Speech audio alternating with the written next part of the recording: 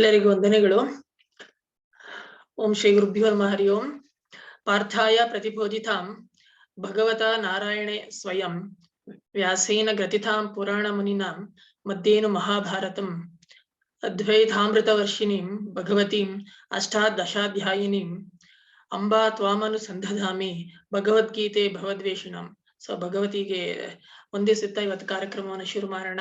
So ಮೊದಲಿಗೆ Shri Sandeep S Vasishtha ಅವ್ರನ್ನ ನಾನು ಸ್ವಾಗತ ಕೋರ್ತೇನೆ. ಇವರಿಗೆ ಇವರು ಒಬ್ರು ಮೆಕ್ಯಾನಿಕಲ್ ಇಂಜಿನಿಯರ್ ಆಗಿದ್ದಾರೆ, ಮತ್ತೆ ಒಂದು ಪ್ರತಿಷ್ಠಿತ ಸಂಸ್ಥೆಯಲ್ಲಿ ಡಿಸೈನ್ ಇಂಜಿನಿಯರ್ ಆಗಿ ಕೆಲಸ ಮಾಡ್ತಾರೆ.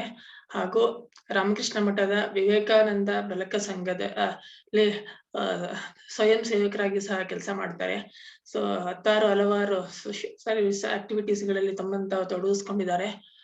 ಸೊ ಕಳೆದ ವಾರ ನಾವು ತಿಳ್ಕೊಂಡ್ವಿ ಸಾಂಖ್ಯ ಯೋಗದಲ್ಲಿ 3ನೇ ಭಾಗದ ಸಾಂಖ್ಯ ಯೋಗದಲ್ಲಿ ನಮ್ಗೆ ಸೊ ಬುದ್ಧಿಯುಕ್ತವಾದ ಮಾತುಗಳನ್ನ ಕೃಷ್ಣ ಅರ್ಜುನನಿಗೆ ಹೇಳ್ತಾನೆ. ಸೊ ನೀನು ಯುದ್ಧ ಮಾಡು, ಫಸ್ಟ್ ಯುದ್ಧ ಗೆದ್ದರೆ ನೀನು ರಾಜ್ಯವನ್ನು ಅನುಭವಿಸ್ತೀಯ, ಸೋತರೆ ವೀರ ಸ್ವರ್ಗವನ್ನು ಸೇರ್ಕೊಳ್ತೀಯ. ಸೊ ಅಂತ ಈ ಮಾತನ್ನ ಕೃಷ್ಣ ಅರ್ಜುನನಿಗೆ ಹೇಳ್ತಾನೆ. ಹಾಗೆ ಸುಖ ದುಃಖ, ಲಾಭ ನಷ್ಟ, ಜಯ ಅಪಜಯ ಇವುಗಳನ್ನ ಯಾವ ರೀತಿ ಸಮಾನ ರೀತಿ ನಾವು ಸ್ವೀಕರಿಸ್ಕೋಬೇಕು. ಸೊ ಅದರಿಂದ ನಾವು ಯುದ್ಧ ಮಾಡಿದರೆ ಪಾಪ ಅಂಟೋದಿಲ್ಲ, ನಿನ್ಗೆ ಯುದ್ಧ ಮಾಡು ಅಂತ. ಹೀಗೆ ಬುದ್ಧಿಯೋಗದ ಬಗ್ಗೆನೂ ಸಹ ಕೃಷ್ಣ ಅರ್ಜುನನಲ್ಲಿ ಹೇಳ್ತಾನೆ. ಸೊ ಏನು ನಡೆಯುತ್ತಿದೆ ಅಂತ ನೀನು ತಿಳಿದುಕೊಳ್ಳುವುದೇ ಒಂದು ಬುದ್ಧಿಯೋಗ ಅಂತ ಹೇಳ್ಕೊಡ್ತಾನೆ. ಸೊ ಹಾಗೆ ಕಡೆಯಲ್ಲಿ ನಾವು ತಿಳ್ಕೊಂಡ್ವಿ. ಸೊ ಅರ್ಜುನನಿಗೆ ಕೃಷ್ಣ ಹೇಳ್ತಾನೆ, ನೀನ್ ಕರ್ಮ ಮಾಡೋದಕ್ ಮಾತ್ರ ನಿನಗೆ ಅಧಿಕಾರ ಇದೆ, ಅದನ್ನ ಫಲಾಫಲ ಎಲ್ಲ ನಿಶ್ಚಯ ಮಾಡುವಂತ ಅಧಿಕಾರ ಇಲ್ಲ. ಸೊ ಆದ್ರಿಂದ ನೀನು ಫಲಾಫಲ ಏನೋ ವಿಚಾರ ಮಾಡದೆ ನೀನ್ ಯುದ್ಧ ಮಾಡು ಅಂತ. ಇದರ ಕಡೆಯ ಭಾಗ ಇವತ್ತು ಸಂಖ್ಯಾಯೋಗದ ಮುಂದಿನ ಭಾಗವನ್ನ ಸಂದೀಪ್ ವಶಿಷ್ಠ ಅವ್ರು ನಮ್ಗೆ ತಿಳಿಸ್ಕೊಡ್ತಾರೆ. Over to you Sandeep. ವಸುದೇವ ಸುತಂ ದೇವಂ ಕಂಸ ಚಾಣೂರ ಮರ್ದನಂ ದೇವಕಿ ಪರಮಾನಂದಂ ಕೃಷ್ಣಂ ವಂದೇ ಜಗದ್ಗುರು. ಎಲ್ಲರಿಗೂ ನಮಸ್ಕಾರ. ಇವತ್ತು ಸರ್ ಹೇಳಿದ ಹಾಗೆ ನಾವು ಹೋದ್ ಸರ್ತಿ ಕರ್ಮಣ್ಯವಾಧಿಕಾರಸ್ಥೆ ಈ ಶ್ಲೋಕದವರೆಗೂ ನಿಲ್ಸಿದ್ವಿ. ಈಗ ಕೊನೆಯ ಒಂದು ಪಾರ್ಟ್ ಈ ಸಾಂಖ್ಯ ಯೋಗದ್ದು, ಅದರಲ್ಲೂ ಕೊನೆಯ ಪಾರ್ಟ್ ಅಂತ ಯಾಕೆ ಹೇಳ್ತೀನಿ, ಸ್ಥಿತಪ್ರಜ್ಞನ ಲಕ್ಷಣ ಕೊನೆಯ ಭಾಗ. ಅದಕ್ಕಿಂತ ಮುಂಚೆ ನಾವು ಒಂದು ಕೆಲವು ಶ್ಲೋಕಗಳನ್ನ ಕವರ್ ಮಾಡ್ಬೇಕಾಗಿದೆ. ಅದೇನು ಅಂತ ಹೇಳಿದ್ರೆ, ಈ ಕರ್ಮಣ್ಯವಾಧಿಕಾರಸ್ಥೆಯ ಶ್ಲೋಕ ಆದ್ಮೇಲೆ ಕೃಷ್ಣ ಮುಂದುವರಿಸ್ತಾ ಹೇಳ್ತಾನೆ, ಬಹಳ ಅದ್ಭುತವಾದದ್ದು. ಕೃಷ್ಣ ಹೇಳ್ತಾನೆ, ಯೋಗಸ್ಥ ಕುರು ಕರ್ಮಾಣಿ ಸಂಗಂ ತ್ಯಕ್ತ್ವಾ ಧನಂಜಯ. ನೀವು ನೋಡಿ, ಭಗವದ್ಗೀತೆಯ 2ನೇ ಅಧ್ಯಾಯದಿಂದ ಕೊನೆಯ ಅಧ್ಯಾಯದವರೆಗೂ ಏನಾದ್ರೂ ಒಂದು ಪಾಠನ ಪುನಃ ಪುನಃ ಕೃಷ್ಣ ರಿಪೀಟ್ ಮಾಡ್ತಿದ್ದಾನೆ. ಎಲ್ಲ ಅಧ್ಯಾಯದಲ್ಲೂ ಡೈರೆಕ್ಟ್ ಆಗೋ ಇಂಡೈರೆಕ್ಟ್ ಆಗೋ ಒಂದು ಪಾಠ ಏನ್ ಕೊಡ್ತಿದ್ದಾನೆ ಅಂದ್ರೆ, ಸಂಗಂ ತ್ಯಕ್ತ್ವಾ ಧನಂಜಯ ಅಂತ. ಅಂದ್ರೆ ನೀನ್ ಏನೇ ಮಾಡು, ಅಟ್ಯಾಚ್ಮೆಂಟ್ ಇಟ್ಕೊಳ್ಬೇಡ ಅದ್ರ ಬಗ್ಗೆ ಅಂತ. ಇದು ಎಷ್ಟು ದೊಡ್ಡ ಪಾಠ ನಮ್ ಸಂಸ್ಕೃತಿ ನಮಗ್ ಕೊಟ್ಟಿರೋದು, ನಮ್ ಗೀತೆ ನಮಗ್ ಕೊಟ್ಟಿರೋದು ಅಂತ ನೀವು ಅದನ್ನ ಅನುಭವಿಸಿದಾಗ ಅರ್ಥ ಆಗತ್ತೆ. ಯಾಕಂದ್ರೆ ಇವಾಗ ಸುಮ್ನೆ ನಾನು ಕರ್ಮಣ್ಯವಾಧಿಕಾರಸ್ಥೆ, ಕರ್ಮದ ಮೇಲ್ ಮಾತ್ರ ನಿಮ್ಗೆ ಅಧಿಕಾರ, ಫಲದ ಮೇಲೆ ಅಧಿಕಾರ ಇಲ್ಲ, ಫಲದ ಆಸೆ ಬಿಟ್ಬಿಡಿ ಅಂತೆಲ್ಲ ನಾನ್ ಹೇಳಿದ್ರೆ ನೀವ್ ಅದನ್ನ ಕೇಳ್ಬಹುದು. ಸತ್ಯ, ಇದನ್ನ ನಾವು ಪ್ರಾಕ್ಟಿಕಲ್ ಹೇಗ್ ತರಕ್ ಸಾಧ್ಯ ಅಂತ ಎಲ್ಲ ಪ್ರಶ್ನೆ ಮಾಡ್ಬೋದು. ಆದ್ರೆ ನಾನ್ ನಿಮಗ್ ಲಾಸ್ಟ್ ಟೈಮ್ ಹೇಳಿದ್ದೆ, ಅದನ್ನ ಅನುಭವಿಸಿ ತೀರಿದಾಗ ನಮಗ್ ಗೊತ್ತಾಗತ್ತೆ, ಹೌದು ಇದು ಸತ್ಯ ಅಂತ. ನನ್ನದು ಅನ್ನೋ ಭಾವನೆ, ಅಟ್ಯಾಚ್ಮೆಂಟ್ ಇದ್ದಾಗ ನಮಗ್ ಬಹಳ ತೊಂದರೆ ಆಗತ್ತೆ. ಇಲ್ಲಿ ಕೃಷ್ಣ ಹೇಳೋದು, ಯೋಗಸ್ಥ ಕುರು ಕರ್ಮಾಣಿ ಸಂಗಂ ತ್ಯಕ್ತ್ವಾ ಧನಂಜಯ. ಅಂದ್ರೆ ಆ ಅಟ್ಯಾಚ್ಮೆಂಟ್ ನ ಬಿಟ್ಬಿಡು, ಎಲ್ಲ ಕೆಲಸ ಮಾಡು. ನೀನ್ ಈ ಕೆಲಸ ಮಾಡ್ಬೇಡ, ನೀ ಸಂಸಾರದಲ್ಲಿ ಇಲ್ಬೇಡ, ಅದೆಲ್ಲ ಈ ಕೃಷ್ಣ ಹೇಳುದೇ ಇಲ್ಲ. ಎಲ್ಲ ಮಾಡು, ಸಂಘವನ್ನ ಬಿಟ್ಬಿಡು, ಅಂದ್ರೆ ಅಟ್ಯಾಚ್ಮೆಂಟ್ ಬಿಡು ಅಂತ. ಆಮೇಲೆ ಕೃಷ್ಣ ಹೇಳ್ತಾನೆ ನೋಡಿ, ಸಿದ್ಧ್ಯ ಸಿದ್ಧ್ಯೋ ಸಮೋ ಭೂತ್ವಾ ಸಮತ್ವಂ ಯೋಗ ಮುಚ್ಚತೆ. ಮತ್ತೆ ಅಂಡರ್ಲೈನ್ ಮಾಡ್ಕೊಳ್ಳುವಂತ ಲೈನ್, ಸಮತ್ವಂ ಯೋಗ ಮುಚ್ಚತೆ. ಯೋಗ ಅಂದ್ರೆ ಏನ್ ಗೊತ್ತಾ? ಒಬ್ಬ ಯೋಗಿ ಅಂತ ಹೇಳಿದ್ರೆ, ಯಾರಿಗೆ ಯೋಗಿ ಅಂತ ಹೇಳ್ತಾರೆ ಅಂದ್ರೆ, ಸುಮ್ನೆ ನೀವೆಲ್ಲ ನಾವು ಸಾಮಾನ್ಯ ಅರ್ಥದಲ್ಲಿ ಏನ್ ಅನ್ಕೊಂಡಿರ್ತೀವೋ ಆ ರೀತಿ ಯೋಗಿ ಅಲ್ಲ. ಯೋಗಿ ಅಂದ್ರೆ ಕೃಷ್ಣ ಅದ್ಭುತವಾಗಿ ಒಂದು ಡೆಫಿನೇಷನ್ ಕೊಡ್ತಾನೆ, ಸಮತ್ವಂ ಯೋಗ ಮುಚ್ಚತೆ ಅಂತ. ಅಂದ್ರೆ ಯಾರು ಸಿದ್ಧಿಯನ್ನ ಅಸಿದ್ಧಿಯನ್ನ, ಜಯವನ್ನ ಅಪಜಯವನ್ನ, ಮಾನ ಅಪಮಾನವನ್ನ, ಲಾಭ ನಷ್ಟವನ್ನ ಒಂದೇ ಸಮನೆ ತಗೊಳ್ತಾರೋ ಅವನು ಯೋಗಿ ಅಂತ ಕೃಷ್ಣ ಹೇಳ್ತಾನೆ. ಎಷ್ಟು ಬ್ಯೂಟಿಫುಲ್ ಎಕ್ಸ್ಪ್ರೆಷನ್ ಯೋಗಿದು. ನೀವು ಅದು ಅನುಭವಿಸಿದಾಗಲೇ ಗೊತ್ತಾಗೋದು ಅಂತ ಹೇಳಿದ್ನಲ್ಲ, ಅದು ಮುಖ್ಯ ಇಲ್ಲಿ. ಹಾಗಾದ್ರೆ ಸಿದ್ಧ್ಯ ಸಿದ್ಧಿಯೋ ಸಮೋಭೂತ್ವ ಸಮತ್ವಂ ಯೋಗ ಮುಚ್ಚತೆ ಅಂತ ಹೇಳ್ಬೇಕಾದ್ರೆ ಹೇಗೆ ನಾವು ಈಗ ನಮ್ಗೇನೋ ಕೆಲಸ ಮಾಡ್ತಿರ್ತೀವಿ, ಇದ್ದಕ್ಕಿದ್ದಂಗೆ ನಮ್ಗೆ ಒಂದೇನೋ ಈ ಅಸಿದ್ಧಿ ಅಥವಾ ಸಡನ್ ಫೇಲ್ಯೂರ್ ನಮ್ಗೆ ಎದುರಾಗ್ಬಿಡತ್ತೆ. ಅಂದ್ರೆ ಅನಿಶ್ಚಿತತೆ, ನಾವು ಅನ್ಕೊಂಡೇ ಇರೋದಿಲ್ಲ ಈ ರೀತಿ ನಮ್ಗೆ ಫೇಲ್ಯೂರ್ ಎದುರಾಗತ್ತೆ ಅಂತ. ಇದು ಎಲ್ಲರ ಜೀವನದಲ್ಲೂ ಸಾಮಾನ್ಯವಾಗಿ ನಡೆಯೋದು ನೋಡಿ. ಅದಕ್ಕೆ ಇದು ಲೈಫ್ ಮ್ಯಾನ್ಯಲ್ ಅಂತ ಕರೆಯೋದು, ಸುಮ್ನೆ ಅಲ್ಲ. ಸಡನ್ ಆಗಿ ನಿಮ್ಗೆ ಏನೋ ಫೇಲ್ಯೂರ್ ಎದುರಾಗ್ಬಿಡುತ್ತೆ, ಆದ್ರೆ how will you overcome that ಅಂತ. ಹೇಗ್ ನಾವ್ ಅದಕ್ಕೆ ಕೃಷ್ಣ ಹೇಳ್ತಾನೆ, ಸಿದ್ಧ್यो ಸಮೋಭೂತ್ವ, ಎರಡನ್ನೂ ಒಂದೇ ರೀತಿ ನೋಡ್ಬೇಕು. ಹೇಗೆ, ಎಷ್ಟು ಬ್ಯೂಟಿಫುಲ್ ಆಗಿ ನಮ್ಮ ಪೂರ್ವಜರು ನಮಗೆ ಹೇಳ್ಕೊಡುವಂತದ್ದು ಏನ್ ಗೊತ್ತಾ, ಪ್ರಕೃತಿಯನ್ನ ನೋಡಿ ಪಾಠ ಕಲೀರಿ ಅಂತ. ಎಷ್ಟು ಅದ್ಭುತ ನೋಡಿ. ನಮ್ಮಲ್ಲಿ ಅದಕ್ಕೆ ಹೇಳ್ತಾರೆ ಅಂತರತಮ ನೀ ಗುರು ಅಂತ ಹೇಳ್ತಾರೆ, ನೀವೆಲ್ಲ ಕೇಳಿರ್ಬೋದು. ಗುರು ಅಥವಾ ಶಿಕ್ಷಣ ಅನ್ನೋದು ಆಚೆ ಎಲ್ಲೋ ಇಲ್ಲ, ಶಿಕ್ಷಣ ಅನ್ನೋದು ಒಳಗಡೆ ಇದೆ. ಈ ಎಜುಕೇಶನ್ ಫಿಲಾಸಫಿಯನ್ನೇ ಇವತ್ತು ನಾವು ಇಂಡಿಯನ್ ಎಜುಕೇಶನ್ ಸಿಸ್ಟಮ್ ಅಲ್ಲಿ ತರಬೇಕು. ಇಲ್ಲ ಅಂದ್ರೆ ನಾವ್ ಎಷ್ಟು ಇಂಜಿನಿಯರಿಂಗ್ ಡಿಗ್ರಿ, ಎಷ್ಟು ಮೆಡಿಕಲ್ ಡಿಗ್ರಿ, ಡಿಗ್ರಿ ಮೇಲೆ ಡಿಗ್ರಿ, PhD ಮೇಲೆ PhD ಮಾಡಿದ್ರು ಮತ್ತೆ ಈ ರೀತಿಯಾದಂತ ಕಷ್ಟಗಳನ್ನ ನಾವು ಅನುಭವಿಸ್ತಾನೆ ಇರ್ತೀವಿ. ನೀವು ನೋಡಿ, ನೀವು ಗಮನಿಸಿರ್ಬೋದಲ್ವಾ, ತುಂಬಾ ಟ್ರಿಬಲ್ ಡಿಗ್ರಿ ಹೋಲ್ಡರ್ ಎಷ್ಟೊಂದು ಡಿಗ್ರಿಗಳನ್ನ ಮಾಡಿರ್ತಾರೆ, ಅವರು ಆಂಟ್ರಪ್ರನರ್ ಆಗಿರ್ತಾರೆ, 100 ಜನ ಕೆಲಸ ಕೊಟ್ಟಿರ್ತಾರೆ.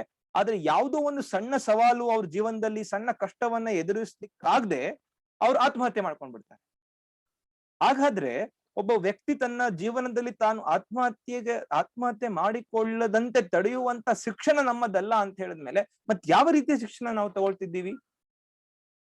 ಯೋಚನೆ ಮಾಡಿ. ಇದಕ್ಕೆ ನಾವು ವಿಚಾರ ಮಾಡ್ಬೇಕು. ಇದಕ್ಕೆ ನಾವು ಭಗವದ್ಗೀತೆ ಇವತ್ತು ನಮ್ಮ ಶಿಕ್ಷಣದ ಅವಿಭಾಜ್ಯ ರಿಲಿಜಿಯಸ್ ಆಸ್ಪೆಕ್ಟ್ ನ ದಯವಿಟ್ಟು ತೆಗೆದು ಹಾಕ್ಬಿಡಿ.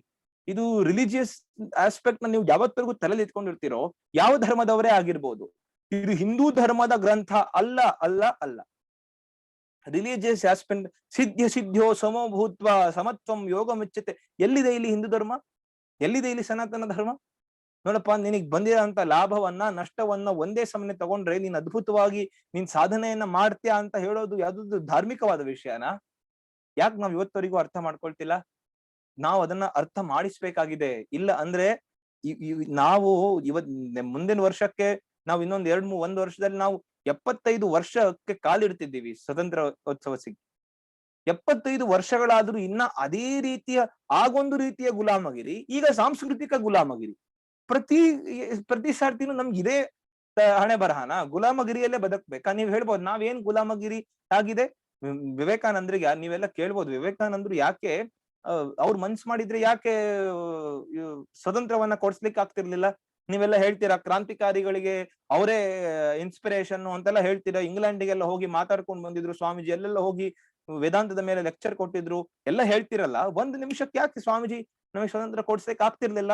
ಸ್ವಾಮೀಜಿ ಹತ್ರ ಅಷ್ಟು ಅಗಾಧವಾದ ಶಕ್ತಿ ಇತ್ತಲ್ಲ ಅಂತ ಹೇಳಿದ್ರೆ, ಸ್ವಾಮೀಜಿ ಹೇಳ್ತಾರೆ, ನಾನು ನಿಮಗೆ ಇವತ್ತೇ, ಸ್ವಾಮೀಜಿ ಮಾತಲ್ಲ, ನಿಮಗೆ ನಾಳೆ ನಾನು ಸ್ವತಂತ್ರ ಕೊಡಿಸಿ ಬರ್ಲೆ, ಆದ್ರೆ ಆ ಸ್ವತಂತ್ರವನ್ನು ಅನುಭವಿಸ್ಲಿಕ್ಕೆ ನೀವು ನಿಜವಾಗ್ಲೂ ಯೋಗ್ಯರಿದ್ದೀರಾ? ಆ ಸ್ವತಂತ್ರವನ್ನು ಅನುಭವಿಸ್ಲಿಕ್ಕೆ ನೀವು ಯೋಗ್ಯರಿದ್ದೀರಾ ಅಂತ ಸ್ವಾಮೀಜಿ ಪ್ರಶ್ನೆ ಕೇಳಿದಾಗ ನಾವು ಎಷ್ಟು ಯೋಗ್ಯರಿದ್ದೀವಿ ಅಂತ ನಾವು ಯೋಚನೆ ಮಾಡ್ಬೇಕಾಗತ್ತೆ, ವಿಚಾರ ಮಾಡ್ಬೇಕಾಗತ್ತೆ. ಇವತ್ತಿಗೂ ನಾವು ಸಾಂಸ್ಕೃತಿಕ ಕಲ್ಚರಲ್ ಗುಲಾಮತನದಲ್ಲಿದ್ದೀವಿ, ದಾಸ್ಯದಲ್ಲಿದ್ದೀವಿ. ನಮ್ಗೆ ಯಾರಿಗೂ ಗೊತ್ತಾಗ್ತಾ ಇಲ್ಲ. ಯಾಕೆ? ಒಂದು ಸಣ್ಣ ಭಗವದ್ಗೀತೆಯನ್ನ ಅಥವಾ ಜೀವನಕ್ಕೆ ಪಾಠ ಕೊಡುವಂತ ಯಾವುದೇ, ಅದು ಕುರಾನ್ ಆಗ್ಬೋದು, ಬೈಬಲ್ ಆಗ್ಬೋದು, ಮತ್ ಯಾವುದೇ ಧರ್ಮ ಗ್ರಂಥ ಆಗ್ಬೋದು, ಅದು ನಮ್ಮ ಜೀವನಕ್ಕೆ ಪಾಠ ಕೊಡುತ್ತಾದ್ರೆ ಹೌದು, ಎಲ್ಲರೂ ಅದನ್ನ ಫಾಲೋ ಮಾಡ್ಲೇಬೇಕು. ಅದಕ್ಕೆ ನಮ್ಮ ಪೂರ್ವಜರು ಹೇಳಿದ್ದು ಆನೋ ಭದ್ರಾ ಕೃತವೋ ಎಂತು ವಿಶ್ವತಃ. ನಮ್ದು ಯಾವತ್ತು ನ್ಯಾರೋ ಮೈಂಡೆಡ್ ಇರಲೇ ಇರ್ಲಿಲ್ಲ. ದಯವಿಟ್ಟು ಅರ್ಥ ಮಾಡ್ಕೊಳ್ಬೇಕು ನಾವ್ ಇದನ್ನ.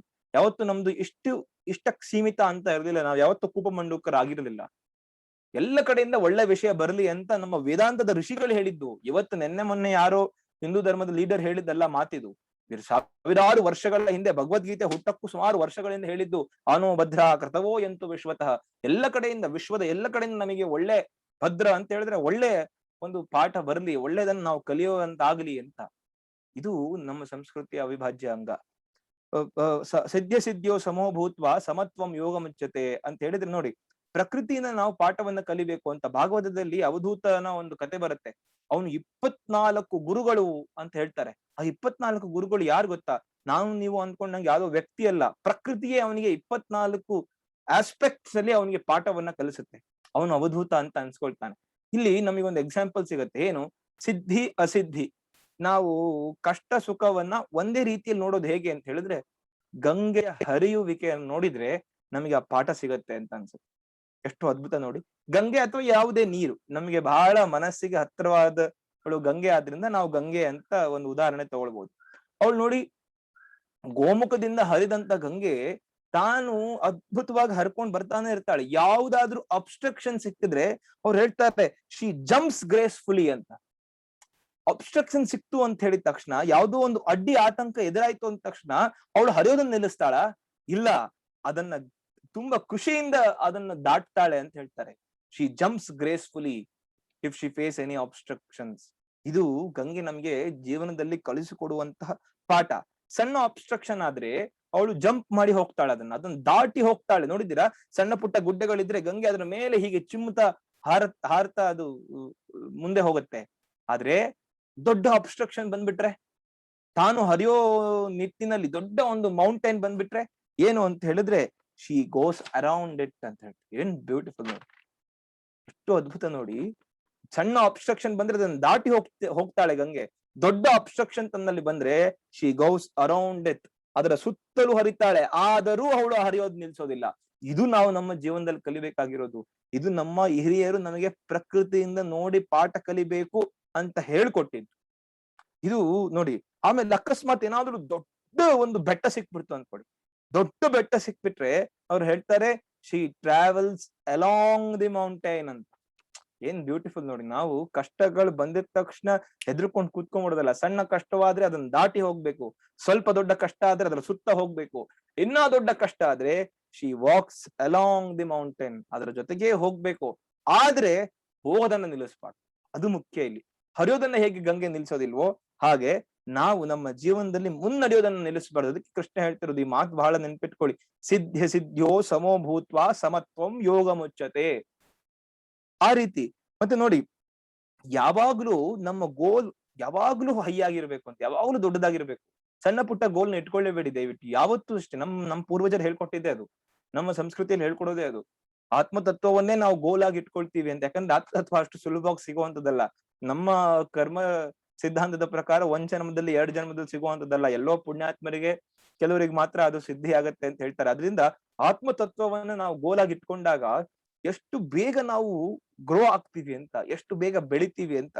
ಆದ್ರಿಂದ ನೋಡಿ, higher the goal greater the obstacles. ಯಾವಾಗ್ಲೂ ಈ ಮಾತನ್ನ ನೆನ್ಪಿಟ್ಕೊಳ್ಳಿ. Higher the goal greater the obstacles.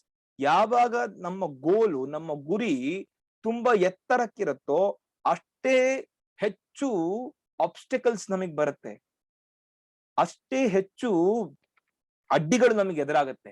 ಯಾಕೆ? ನಮ್ಮ ಗುರಿಯೇ ಅಂತದ್ದು ರೀ. ಅದಕ್ಕೆ ಹೇಳಲ್ವಾ, ನೀವು ಸುಂದರವಾದ ಮೂರ್ತಿ ಆಗ್ಬೇಕು ಒಂದು ಕಲ್ಲು ಅಂದ್ರೆ ಹೆಚ್ಚು ಗುಳಿಪೆಟ್ಟು ತಿನ್ಬೇಕು. ಸಾಮಾನ್ಯವಾಗಿ ಒಂದು ಕಂಬ ಆಗ್ಬೇಕು ಅಂದ್ರೆ ಸ್ವಲ್ಪ ಗುಳಿಪೆಟ್ಟು ತಿನ್ಬೇಕು. ಏನು ಬೇಡ, ಒಂದು ಹಾಸುಗಲ್ಲು ಹಾಕ್ಬೇಕಂದ್ರೆ ಇನ್ನು ಸ್ವಲ್ಪ ಉಳಿಪೆಟ್ಟು ತಿಂದ್ರೆ ಆಯ್ತು. ನೀವು ಗುಡಿಯ ಒಳಗಡೆ ಪೂಜೆ ತಗೊಳ್ಳುವಂತ ಕಲ್ಲು ಸುಮ್ನೆ ಪೂಜೆ ತಗೊಳ್ಳೋದಿಲ್ಲ, ಅದು ಅಷ್ಟು ಉಳಿಪೆಟ್ಟು ತಿಂದಿರುತ್ತೆ. Higher the goal greater the obstacles ಅಂತ. ಅದನ್ನೇ ಕೃಷ್ಣ ಇದು ಹೇಳ್ತಿರೋದು. ನಿನ್ನ ಜೀವನದಲ್ಲಿ ಗುರಿಯನ್ನ ದೊಡ್ಡದಾಗಿಟ್ಕೋ, ಶ್ರೇಷ್ಠ ಗುರಿಯನ್ನಿಟ್ಕೋ.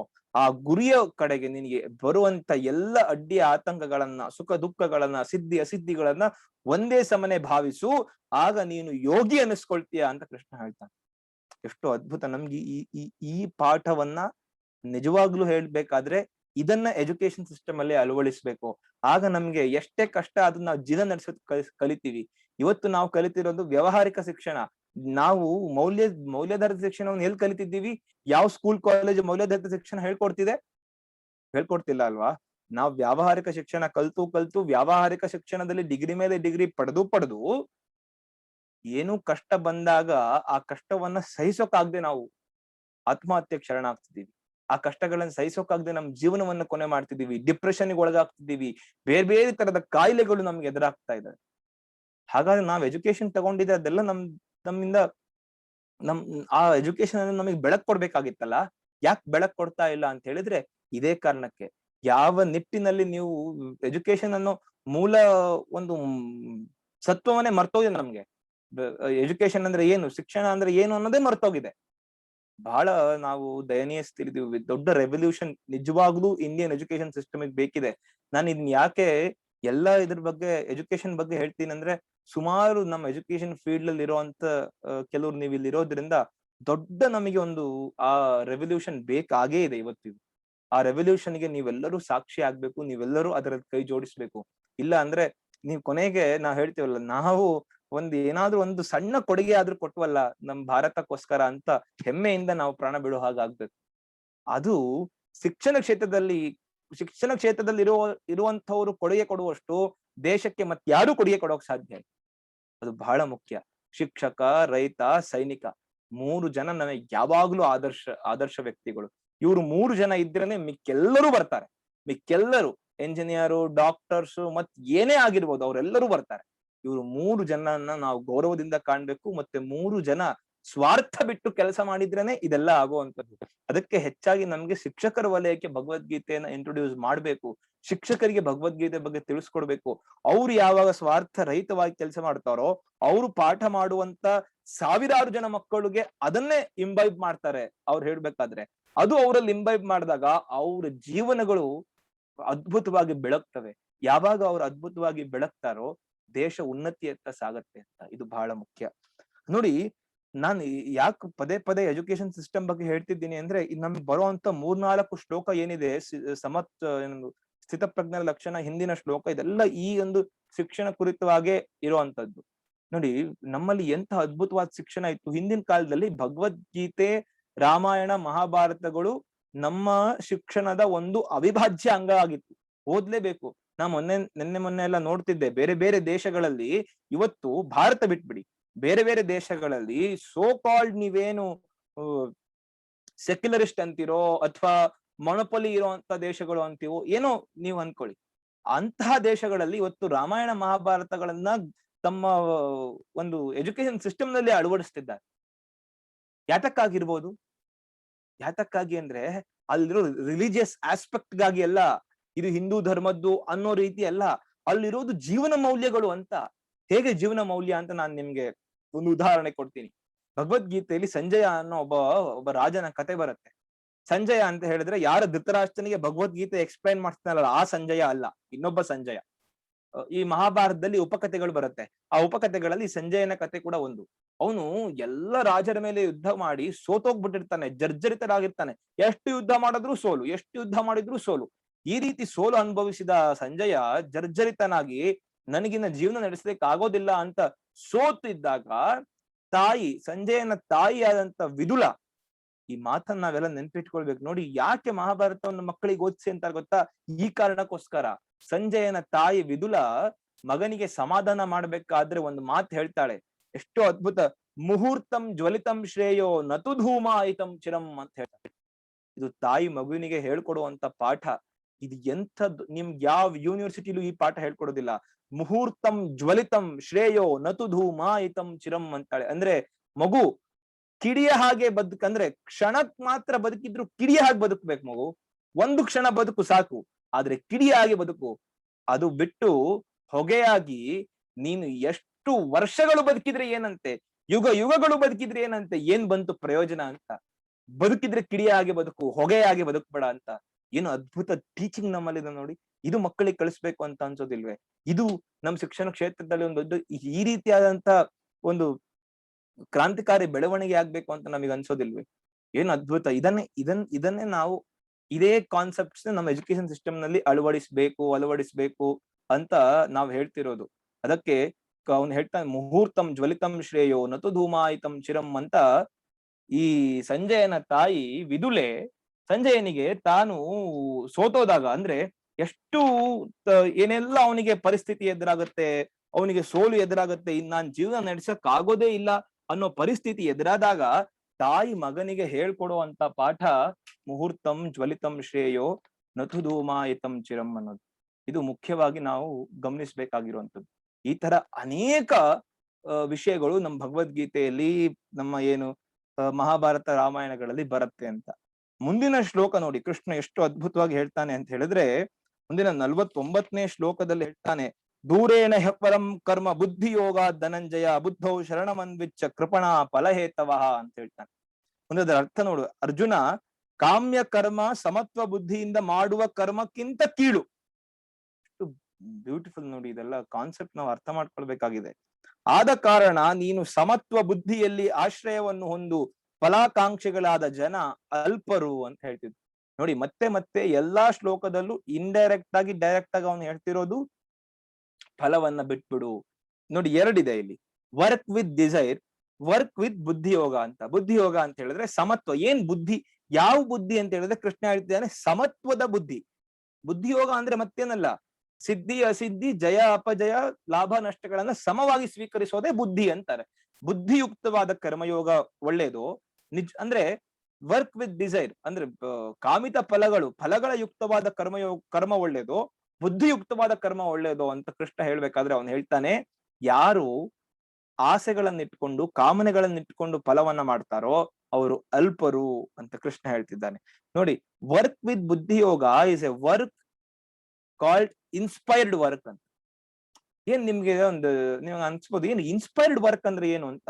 ಯಾವ ಕೆಲಸದಲ್ಲಿ ನಿಮಗೆ ಅಶ್ರದ್ಧೆ ಉಂಟಾಗೋದಿಲ್ವೋ, ಯಪ್ಪ ಇದು ಸಾಕು ಅಂತ ಅನ್ಸೋದಿಲ್ವೋ, ಅದು ಇನ್ಸ್ಪೈರ್ಡ್ ವರ್ಕ್ ಅಂತೀವಿ. ಫಾರ್ ಎಕ್ಸಾಂಪಲ್, ನಿಮಗೆ ಯಾವ ಕ್ಷೇತ್ರದಲ್ಲಿ ಪ್ಯಾಷನ್ ಇದೆಯೋ, ಇಂಟ್ರೆಸ್ಟ್ ಇದೆಯೋ, ಆ ಕ್ಷೇತ್ರದಲ್ಲಿ ನೀವು ಕೆಲಸ ಮಾಡ್ಬೇಕಾದ್ರೆ ನೀವು ಶನಿವಾರ ಭಾನುವಾರ ನೋಡಲ್ಲ, ಹೌದಾ? 8 hours ಜಾಬ್ ಅಂತ ನೋಡಲ್ಲ. ಯಾಕೆ ಗೊತ್ತಾ? ನಿಮಗೆ ಆ ಸಬ್ಜೆಕ್ಟ್ ಮೇಲೆ ಪ್ಯಾಷನ್ ಇದೆ, ನಿಮಗೆ ಆ ಫೀಲ್ಡ್ ನಲ್ಲಿ ಪ್ಯಾಷನ್ ಇದೆ, ಅದಕ್ಕೆ ನೀವು ಕೆಲಸ ಮಾಡ್ತಿದ್ದೀರಿ. ಅದು ಬಿಟ್ಟು ಸಂಬಳ ಕೊಡೋದು ಹೌದು ಸತ್ಯ, ಆದ್ರೆ passion is more important. Work with Buddhiyoga ಅಂದ್ರೆ ವರ್ಕ್ ಅಂದ್ರೆ inspired work, interested work is very important ಅಂತ. ನಾನು ಅದಕ್ಕೆ ಹೇಳಿದ್ದು ಎಂಥೂಸಿಯಾಸ್ಟಿಕ್ ವರ್ಕ್ ಯಾವಾಗ ಆಗತ್ತೆ ಅಂದ್ರೆ when you work with Buddhiyoga. ಯಾಕೆ ಗೊತ್ತಾ? ನೀವು ಯಾವ್ದಾದ್ರು ಪ್ಯಾಷನ್ ಇಟ್ಕೊಂಡು ಕೆಲಸ ಮಾಡಿದ್ರೆ ನಿಮಗೆ ಅಲ್ಲಿ ಒಳ್ಳೇದಾಗ್ಲಿ ಕೆಟ್ಟದಾಗ್ಲಿ, ಅಕಸ್ಮಾತ್ ನೀವು ಏನೋ ಸಾಧಿಸಿದ್ರಿ ಅಂತ ಅನ್ಕೊಳ್ಳಿ ಆ ಕೆಲಸದಲ್ಲಿ, ಅವಾಗ ನೀವ್ ಅನ್ಸುತ್ತೆ ಬಹಳ ಮನಸ್ಸಿಗೆ ಖುಷಿ ಆಗುತ್ತೆ, ಅಪ್ಪ ಹೌದು ನಾನೇನೋ ಸಾಧಿಸಿದೆ ಅಂತ. ಅಕಸ್ಮಾತ್ ನೀವೇನೋ ಸಾಧಿಸ್ತಿಲ್ಲ ಅಂತ ಅನ್ಕೊಳ್ಳಿ, ಅಟ್ ಲೀಸ್ಟ್ ಮನಸ್ಸಿಗೆ ಸಮಾಧಾನ ಇರುತ್ತೆ, ನನಗಿಷ್ಟ ಬಂದಿದ್ದ ಕೆಲಸವನ್ನ ನಾನು ಮಾಡಿದ್ನಲ್ಲ ಅನ್ನೋ ಮನಸ್ಸಿಗೆ ಸಮಾಧಾನ ಇರುತ್ತೆ. ಆದ್ರಿಂದ ಇದು ಎಂಥೂಸಿಯಾಸ್ಟಿಕ್ ಆಗುತ್ತೆ, ಮತ್ತೆ ಇದು ಇನ್ಸ್ಪೈರ್ಡ್ ವರ್ಕ್ ಆಗುತ್ತೆ. It creates no tension, pressure. ಇವತ್ತು ನೀವು ಯಾವುದೇ ಇಂಜಿನಿಯರ್ ಒಬ್ಬವನ್ಗೂ ಕೇಳಿ, ತುಂಬಾ ಪ್ರೆಷರ್, ತುಂಬಾ ಟೆನ್ಷನ್, ಫ್ರೀನೇ ಇಲ್ಲ ನಾನು, ಮನೆಗೆ ಸಮಯ ಕೊಡಕ್ ಆಗೋದಿಲ್ಲ, ಸಮಾಜಕ್ಕೆ ಸಮಯ ಕೊಡಕ್ ಆಗೋದಿಲ್ಲ, ಮತ್ತೆ ಅಷ್ಟು ಟೆನ್ಷನ್. ಮಂಡೇ ಬೆಳಗ್ಗೆ 9 ಗಂಟೆಯಿಂದ ಶುಕ್ರವಾರ ಸಾಯಂಕಾಲ 6 ಗಂಟೆವರೆಗೂ ನಮಗೆ ಯಾರು ಕೇಳ್ಬೇಡಿ, ಅಷ್ಟು ಟೆನ್ಷನ್ ನಮಗೆ. ಅದೇ ಎಲ್ಲ ಟೆನ್ಷನ್ ಫ್ರೀ ಮಾಡ್ಕೊಳ್ಳೋದಕ್ಕೆ ವೀಕೆಂಡ್ ಪಾರ್ಟಿಗಳಿಗೆ ಹೋಗೋದು, ವೀಕೆಂಡ್ಗಳು ಮಾಡೋದು, ಇದೊಂದು ಕೆಟ್ಟ ಸಂಸ್ಕೃತಿ ನಮ್ಮಲ್ಲಿ ಬೆಳ್ಕೊಂಡ್ ಬಂದ್ಬಿಟ್ಟಿದೆ. ಇದು ಮಾಡೋದು ತಪ್ಪು. ಯಾಕೆ ಗೊತ್ತಾ? ಹಾಗಿದ್ರೆ ನೀವ್ ಯಾಕೆ ಕೆಲಸ ಮಾಡ್ತೀರಾ? ಪ್ರೆಷರ್ ಇಟ್ಕೊಂಡು ಟೆನ್ಷನ್ ಇಟ್ಕೊಂಡು ಯಾಕೆ ಕೆಲಸ ಮಾಡ್ತೀರಾ? ಅಲ್ವಾ? ಇನ್ಸ್ಪೈರ್ಡ್ ವರ್ಕ್ ಮಾಡಿ, ನಿಮ್ಗೆ ಯಾವ್ದು ಇಷ್ಟನೋ ಆ ಕೆಲಸವನ್ನ ಮಾಡಿ, ದುಡ್ಡು ಬರಲ್ವೇ? ನಾವು ಪ್ಯಾಷನ್ ಇಟ್ಕೊಂಡು ಹೋದ್ರೆ ದುಡ್ಡು ಬರಲ್ವೇ? ಅದಕ್ಕೆ ಮುಂದೆ ಕೃಷ್ಣ ಹೇಳೋದು ಎಷ್ಟು ಅದ್ಭುತವಾಗಿ ಹೇಳ್ತಾನೆ, ಯೋಗ ಕರ್ಮಸು ಕೌಶಲಂ ಅಂತಾನೆ. ಯಾಕೆ ದುಡ್ಡು ಬರಲ್ಲ ಗೊತ್ತಾ? ನೀವು ಪ್ಯಾಷನ್ ಇದ್ದು ದುಡ್ಡು ಬರಲ್ಲ ಅಂದ್ರೆ ನಿಮ್ಮಲ್ಲಿ ಸ್ಕಿಲ್ ಇಲ್ಲ ಅಂತ ಅಷ್ಟೇ ಅರ್ಥ. ಕೃಷ್ಣ ಕೌಶಲ್ಯದ ಬಗ್ಗೆ ಮಾತಾಡ್ತಾನೆ. ಎಲ್ಲದಕ್ಕೂ ನಮಗೆ ಸೊಲ್ಯೂಷನ್ ಕೊಟ್ಬಿಟ್ಟಿದ್ದಾನೆ ಕೃಷ್ಣ. ಇದಕ್ ಸೊಲ್ಯೂಷನ್ ಇಲ್ಲ ಅಂತ ಎಲ್ಲೂ ಇಲ್ಲ. ನಾನು ಇದನ್ನ ವರ್ಕ್ ವಿತ್ ಬುದ್ಧಿ ಯೋಗ, ವರ್ಕ್ ವಿತೌಟ್ ಡಿಸೈಡ್ ಬಗ್ಗೆ ಹೇಳ್ತಾ ಇದ್ನಲ್ಲ, ಅದ್ರಲ್ಲಿ ಏನ್ ಹೇಳ್ತಾರೆ ಗೊತ್ತಾ? ನೀವು ಯಾವಾಗ್ಲೂ ನಿಮ್ ಗೋಲ್ನ ಹೈಯರ್ ಆಗಿ ಇಡ್ಬೇಕು, ಅವಾಗ ನೀವು ಬೆಳಿತೀರಾ ಅಂತ ನಾನು ಅವಾಗ್ಲೇ ಹೇಳಿದ್ದೆ. ಹೇಗೆ ಅಂತ ನಿಮ್ಗೆ ಎಕ್ಸಾಂಪಲ್ ಬಹುಶಃ ನಿಮ್ಗೆ ಗೊತ್ತಿದೆ ಅನ್ಸುತ್ತೆ. ಈ ಸಣ್ಣ ಮಗು ಆಟ ಆಡ್ಬೇಕಾದ್ರೆ ಆ ತಾಯಿ ಆ ಆಟಿಕೆನ ಇನ್ನೊಂದ್ ಸ್ವಲ್ಪ ದೂರ ಇಡ್ತಾರೆ, ಇನ್ನೊಂದ್ ಸ್ವಲ್ಪ ದೂರ ಇಡ್ತಾರೆ, ತೆವಳ್ಕೊಂಡ್ ಇನ್ನ ತೆವಳೋದ್ ಕಲಿಯುತ್ತೆ, ನಡೆಯೋದ್ ಕಲಿಯುತ್ತೆ. ಈ ರೀತಿ ಆಗತ್ತೆ. ಯಾಕಂದ್ರೆ ಅದ್ರ ಗೋಲ್ ದೂರ ಆಗ್ತಾ ಇದೆ, ದೂರ ಹೋಗ್ತಾ ಇದೆ, ಹೆಚ್ಚಾಗ್ತಾ ಇದೆ.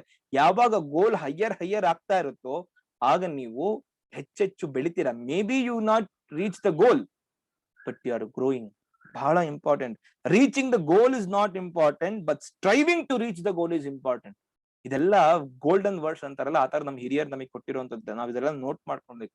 Reaching the goal is not important, striving hard to reach the goal is only important. Only then you will grow ಅಂತ.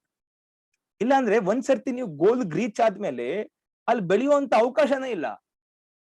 ಯಾವಾಗ ಬೆಳೆಯುವಂತ ಅವಕಾಶ ಇರೋದು, ಜೀವನ ಅಲ್ಲಿಗೆ ನಿಂತು ಹೋಗುತ್ತೆ, ಜೀವನ ಸಪ್ಪೆ ಅನ್ಸತ್ತೆ, ಡಿಪ್ರೆಷನ್ ಕಾಡುತ್ತೆ.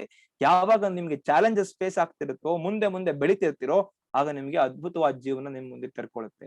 ಇದನ್ನೇ ಕೃಷ್ಣ ಹೇಳ್ತಾನೆ, ಕೃಪಣ ಫಲಹೇತು those run after fruits are small minded, ಅಂದ್ರೆ ಅಲ್ಪರು ಅಂತದಕ್ಕೆ ಬುದ್ಧೌ ಶರಣಮನ್ವಿಚ್ಚ, ಬುದ್ಧಿಯನ್ನ ನೀನು ಶರಣು ಹೋಗು. ಯಾವ ಬುದ್ಧಿ?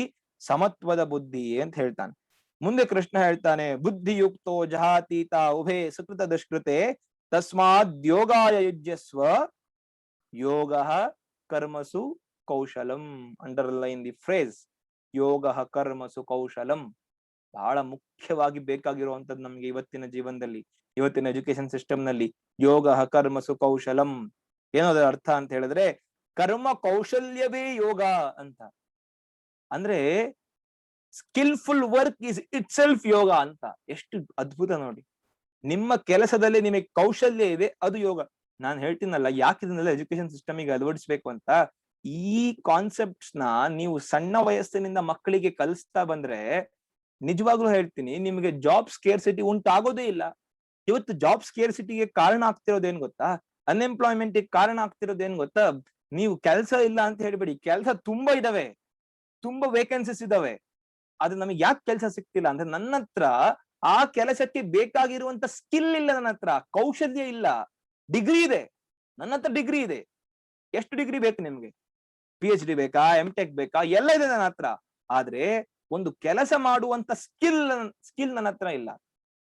ಯೋಚನೆ ಮಾಡಿ, ವಿಚಾರ ಮಾಡ್ಬೇಕು ನಾವು.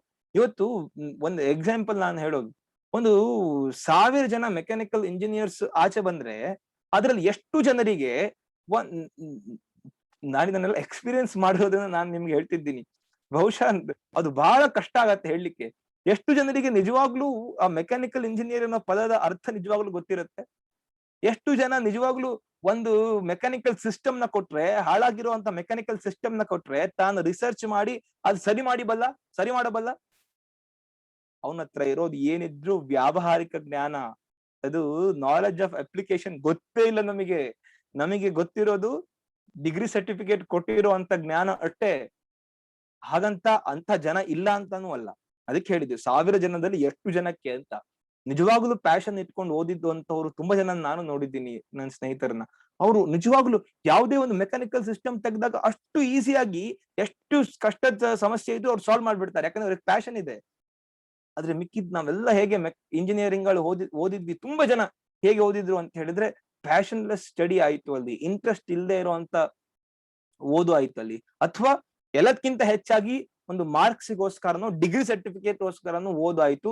ಮತ್ತು ಆ ಡಿಗ್ರಿ ಸರ್ಟಿಫಿಕೇಟ್ ತಗೊಂಡು ನಿಮಗೊಂದು ತಮಾಷೆ ಅನ್ಸೋದಿಲ್ವಾ? 4 ವರ್ಷ ಒಬ್ಬ ವ್ಯಕ್ತಿ ತಾನು ಸಿವಿಲ್ ಇಂಜಿನಿಯರಿಂಗ್ ಮಾಡಿರ್ತಾನೆ. ಅವನು 4ನೇ ವರ್ಷದ ಕೊನೆಗೆ ಇನ್ಫೋಸಿಸ್ ನಲ್ಲಿ ಕೋಡಿಂಗ್ ಹೋಗಿ ಜಾಬ್ ಸೇರ್ಕೊಳ್ತಾನೆ. ತಮಾಷೆ ಅನ್ಸೋದಿಲ್ಲ ಅಲ್ಲ? ಆದ್ರೆ ಪಾಪ ಆ ವ್ಯಕ್ತಿಯ ತಪ್ಪು ಅಂತ ಹೇಳ್ತಿಲ್ಲ, ನನ್ನ ಕೌಶಲ್ಯ ಎಲ್ಲೋಯ್ತು. ಒಬ್ಬ ಸಿವಿಲ್ ಇಂಜಿನಿಯರಿಂಗ್ ಕಂಪ್ನಿ ನನಗೆ ಹೈರ್ ಮಾಡಕ್ ಆಗ್ತಿಲ್ಲ, ಒಂದು ಮೆಕ್ಯಾನಿಕಲ್ ಇಂಜಿನಿಯರಿಂಗ್ ಕಂಪ್ನಿ ನನಗೆ ಹೈರ್ ಮಾಡಕ್ ಆಗ್ತಿಲ್ಲ ಅಂದ್ರೆ ನನ್ನ ಹತ್ರ ಇರೋ ಸ್ಕಿಲ್ ಏನಾಯ್ತು? ಯಾಕೆ ನನಗೆ ಹೈರ್ ಮಾಡ್ತಿಲ್ಲ? ನನ್ನ ಹತ್ರ ಸ್ಕಿಲ್ ಇಲ್ಲ. ಆ ಸ್ಕಿಲ್ ಅನ್ನು ಬೆಳೆಸ್ಕೊಳ್ಬೇಕು, ಕೌಶಲ್ಯವನ್ನ ಬೆಳೆಸ್ಕೊಳ್ಬೇಕು. ಇದು ಎಷ್ಟು ಅದ್ಭುತವಾಗಿ ನಾವು ಮಾಡ್ತಿರೋ ಕೆಲಸದಲ್ಲಿ ಸ್ಕಿಲ್ ಅನ್ನ ಹೇಗೆ ಬೆಳೆಸ್ಕೊಳ್ಳೋದು ಅಂತ ಒಂದು ಅದ್ಭುತವಾದ ಕಥೆ ಇದೆ. ಬಹಳ ಮುಖ್ಯ ನಮ್ಗೆ ನೋಡ್ಕೊಳ್ಳಿ. ರಮಣ ಮಹರ್ಷಿಗಳ ಜೀವನದಲ್ಲಿ ನೋಡಿ, ಇದೆಲ್ಲ ನೀವು ಅನ್ಕೊಳ್ಬಹುದು, ಇದೇನು ಇವ್ರು ಬರೀ ಇಂಥವ್ರ ಜೀವನದಿಂದನೇ ನಾವು ಪಾಠ ಕಲಿಯೋಕ್ ಸಾಧ್ಯನಾ ಅಂತ ಹೇಳಿದ್ರೆ ನಮ್ಮಲ್ಲಿ ಆತರ ಇತ್ತು. ನೀವು ಅರ್ಥ ಮಾಡ್ಕೊಳ್ಬೇಕಷ್ಟೇ. ನಮ್ಮಲ್ಲೇ ಅಂತಲ್ಲ, ಇಡೀ ಜಗತ್ತಿಗೆ ಜ್ಞಾನ ಬಂದಿದ್ದೇ ಇಂತಹ ಮಹಾಜ್ಞಾನಿಗಳಿಂದ. ನಮಗೆ ಒಂಥರ ಆಶ್ಚರ್ಯ ಆಗುತ್ತೆ, ಎಲ್ಲದಕ್ಕೂ ಇವ್ರ ಹತ್ರ ಉತ್ತರ ಇರುತ್ತಲ್ಲ. ಏನು ಸಮಸ್ಯೆ ತಗೊಂಡ್ರು ವಿವೇಕಾನಂದರಿಂದ ಉತ್ತರ ಸಿಗುತ್ತೆ. ಅದು ಆಧುನಿಕ ಸಮಸ್ಯೆ ಆಗಿರ್ಬೋದು, ಪ್ರಾಚೀನ ಸಮಸ್ಯೆ ಆಗಿರ್ಬೋದು, ಏನೇ ಸಮಸ್ಯೆ ಆಗಿರ್ಬೋದು, ವಿವೇಕಾನಂದರ ಹತ್ರ ಉತ್ತರ ಸಿಗುತ್ತೆ, ರಮಣ ಮಹರ್ಷಿಗಳ ಹತ್ರ ಉತ್ತರ ಸಿಗುತ್ತೆ, ಎಲ್ಲರ ಹತ್ರ ಉತ್ತರ ಸಿಗುತ್ತಲ್ಲ. ಮತ್ ಇವರೆಲ್ಲ ಏನ್ PhD ಮಾಡಿದ್ರ? ಯಾವ PhD ಇವ್ರು ಮಾಡಿರ್ಲಿಲ್ಲ. ಅರ್ಥ ಮಾಡ್ಕೊಳ್ಳಿ, ಪುಸ್ತಕದ ಮೇಲೆ ಪುಸ್ತಕನೂ ಓದಿರ್ಲಿಲ್ಲ. ಅವರ ದರ್ಶನಗಳು ಹಾಗಾಗಿದ್ವು. ನಮ್ಮ ಭಾರತೀಯ ಒಂದು ಸಿಸ್ಟಮ್ ಇದೆಯಲ್ಲ, ಋಷಿ ಅಂದ್ರೆ ಅದಕ್ಕೆ ನಿಜವಾದ ಅರ್ಥ ಸೈಂಟಿಸ್ಟ್ ಅಂತ. ಇವತ್ ನಿಜವಾದ ಸೈಂಟಿಸ್ಟ್ ಅಂತ ನೀವೇನ್ ಕರಿತಿದ್ರೆ ಅವ್ರ ನಿಜವಾದ ಸೈಂಟಿಸ್ಟ್ಗಳು ಅಂದ್ರೆ ಋಷಿಗಳು ಅಂತ ಅರ್ಥ. ಯಾವಾಗ್ಲೂ ಅವರು ಅನ್ವೇಷಣೆಯಲ್ಲಿ ತೊಡಗಿರ್ತಾರೆ. ನಾವು ಆ ಅನ್ವೇಷಣೆಯನ್ನೇ ಭಗವಂತನ ಅನ್ವೇಷಣೆ ಅಥವಾ ಆತ್ಮತತ್ವದ ಅನ್ವೇಷಣೆ ಅಂತ ಅನ್ಕೊಂಡ್ವಿ. ಆ ಆತ್ಮತತ್ವದ ಅನ್ವೇಷಣೆ ಮಾಡ್ತಾ ಮಾಡ್ತಾ ಮಾಡ್ತಾ ಮಾಡ್ತಾ ಮಾಡ್ತಾ ಮಾಡ್ತಾ ಒಂದೊಂದೇ ಸತ್ಯಗಳು ಅವ್ರಿಗೆ ರಿವೀಲ್ ಆಗ್ತಾ ಹೋದ್ವು. ಇವಾಗೆಲ್ಲ ಒಂಚೂರು ಸತ್ಯ ರಿವೀಲ್ ಆದ್ರೆ ನಾವು ಪೇಟೆಂಟ್ ತಗೋತೀವಿ. ಅದು ನಮ್ಮ ಋಷಿಗಳು ಆಗ ಮಾಡ್ಲಿಲ್ಲ. ಅದನ್ನ ಜಗತ್ ಕಲ್ಯಾಣಕ್ಕೋಸ್ಕರ ಬಳಸಿದ್ರು, ಎಲ್ಲರಿಗೂ ಪಸರಿಸಿದ್ರು. ಅದಕ್ಕೆ ಇವತ್ತು ನಮ್ಗೆ ಎಷ್ಟು ಬ್ಯೂಟಿಫುಲ್ ಪುಸ್ತಕಗಳು, ಎಷ್ಟು ಬ್ಯೂಟಿಫುಲ್ ವ್ಯಾಸರ ರಚಿಸಿದಂತ ಮಹಾಭಾರತದ ಒಂದು ಭಾಗವಾದ ಭಗವದ್ಗೀತೆ ಇವತ್ತಿಗೂ ನಾವು ಕೂತ್ಕೊಂಡು 5,000-6,000 ವರ್ಷಗಳ ಹಿಂದಿನ ಲಿಟ್ರೇಚರ್ ಓದ್ತಿದ್ದೀವಿ ಅಂದ್ರೆ ಅದು ನಮ್ಮ ಪೂರ್ವಜರು ನಮಗೆ ಕೊಟ್ಟಿರುವಂತ ಅದ್ಭುತವಾದ ಅಮೋಘವಾದ ಕೊಡುಗೆ. ಕೃಷ್ಣ ಹೇಳ್ತಾನೆ ಯೋಗ, ನಾನ್ ರಮಣ ಮಹರ್ಷಿಗಳ ಜೀವನದ ಬಗ್ಗೆ ಹೇಳ್ತಿದ್ದೆ. ರಮಣ ಮಹರ್ಷಿಗಳು ಮತ್ತು ಅವ್ರ ಶಿಷ್ಯರೆಲ್ಲ ತಿರುವಣ್ಣಾಮಲೆ ಗುಡ್ಡ ಹತ್ಕೊಂಡು ಹೋಗ್ಬೇಕಾದ್ರೆ ಅಲ್ಲೊಬ್ಬ ಮುದುಕಿ ತನ್ನ ಜೀವನ ನಡೆಸೋಕೋಸ್ಕರ ದೊಡ್ಡ ಒಂದು ಅಲ್ಲಿ ಈ ಸೌದೆಗಳನ್ನೆಲ್ಲ ಕಡೆದು, ಮರದ ಕಡ್ಡಿಗಳನ್ನೆಲ್ಲ ಕಡೆದು ತಾನೊಂದು ದೊಡ್ಡ ಗಂಟನ್ನ ಮಾಡಿ ಆ ಗಂಟನ್ನ ತಲೆ ಮೇಲೆ ಹೊತ್ಕೊಂಡು ಹೋಗ್ತಾ ಇದ್ಲು. ಬಹಳ ಕಷ್ಟ ಪಡ್ತಾ ಇದ್ಲು ಮುದುಕಿ. ಕೆಲಸ ಮಾಡ್ಲೇಬೇಕು, ಕರ್ಮ ಮಾಡ್ಲೇಬೇಕು. ನಾವು ಜೀವನ ನಡೆಸ್ಬೇಕಂದ್ರೆ ಕರ್ಮ ಮಾಡ್ಲೇಬೇಕು. ಜನ ಎಲ್ಲ ಹೇಳಿದ್ರಂತೆ ರಮಣರೇ ನೋಡಿ ಪಾಪ ಆ ಮುದುಕಿ ತಾನು ಎಷ್ಟು ವಯಸ್ಸಾಗಿದ್ರು ಎಷ್ಟು ಕಷ್ಟ ಪಡ್ತಿದ್ದಾಳು ನೋಡಿ ಅಂತ ಹೇಳಿದ್ರಂತೆ. ರಮಣರು ಆ ಮುದುಕಿ ಹತ್ರ ನಡ್ಕೊಂಡು ಹೋದ್ರಂತೆ. ಇವ್ರಿಗೆಲ್ಲ ಅನ್ನಿಸ್ತು ರಮಣರು ಮುದುಕಿಯ ಮುದುಕಿಯ ತಲೆ ಮೇಲಿದ್ದ ಭಾರವನ್ನು ಇಳಿಸ್ತಾರೆ ಅಂತ. ರಮಣರು ಏನ್ ಮಾಡಿದ್ರಂತೆ ಗೊತ್ತಾ?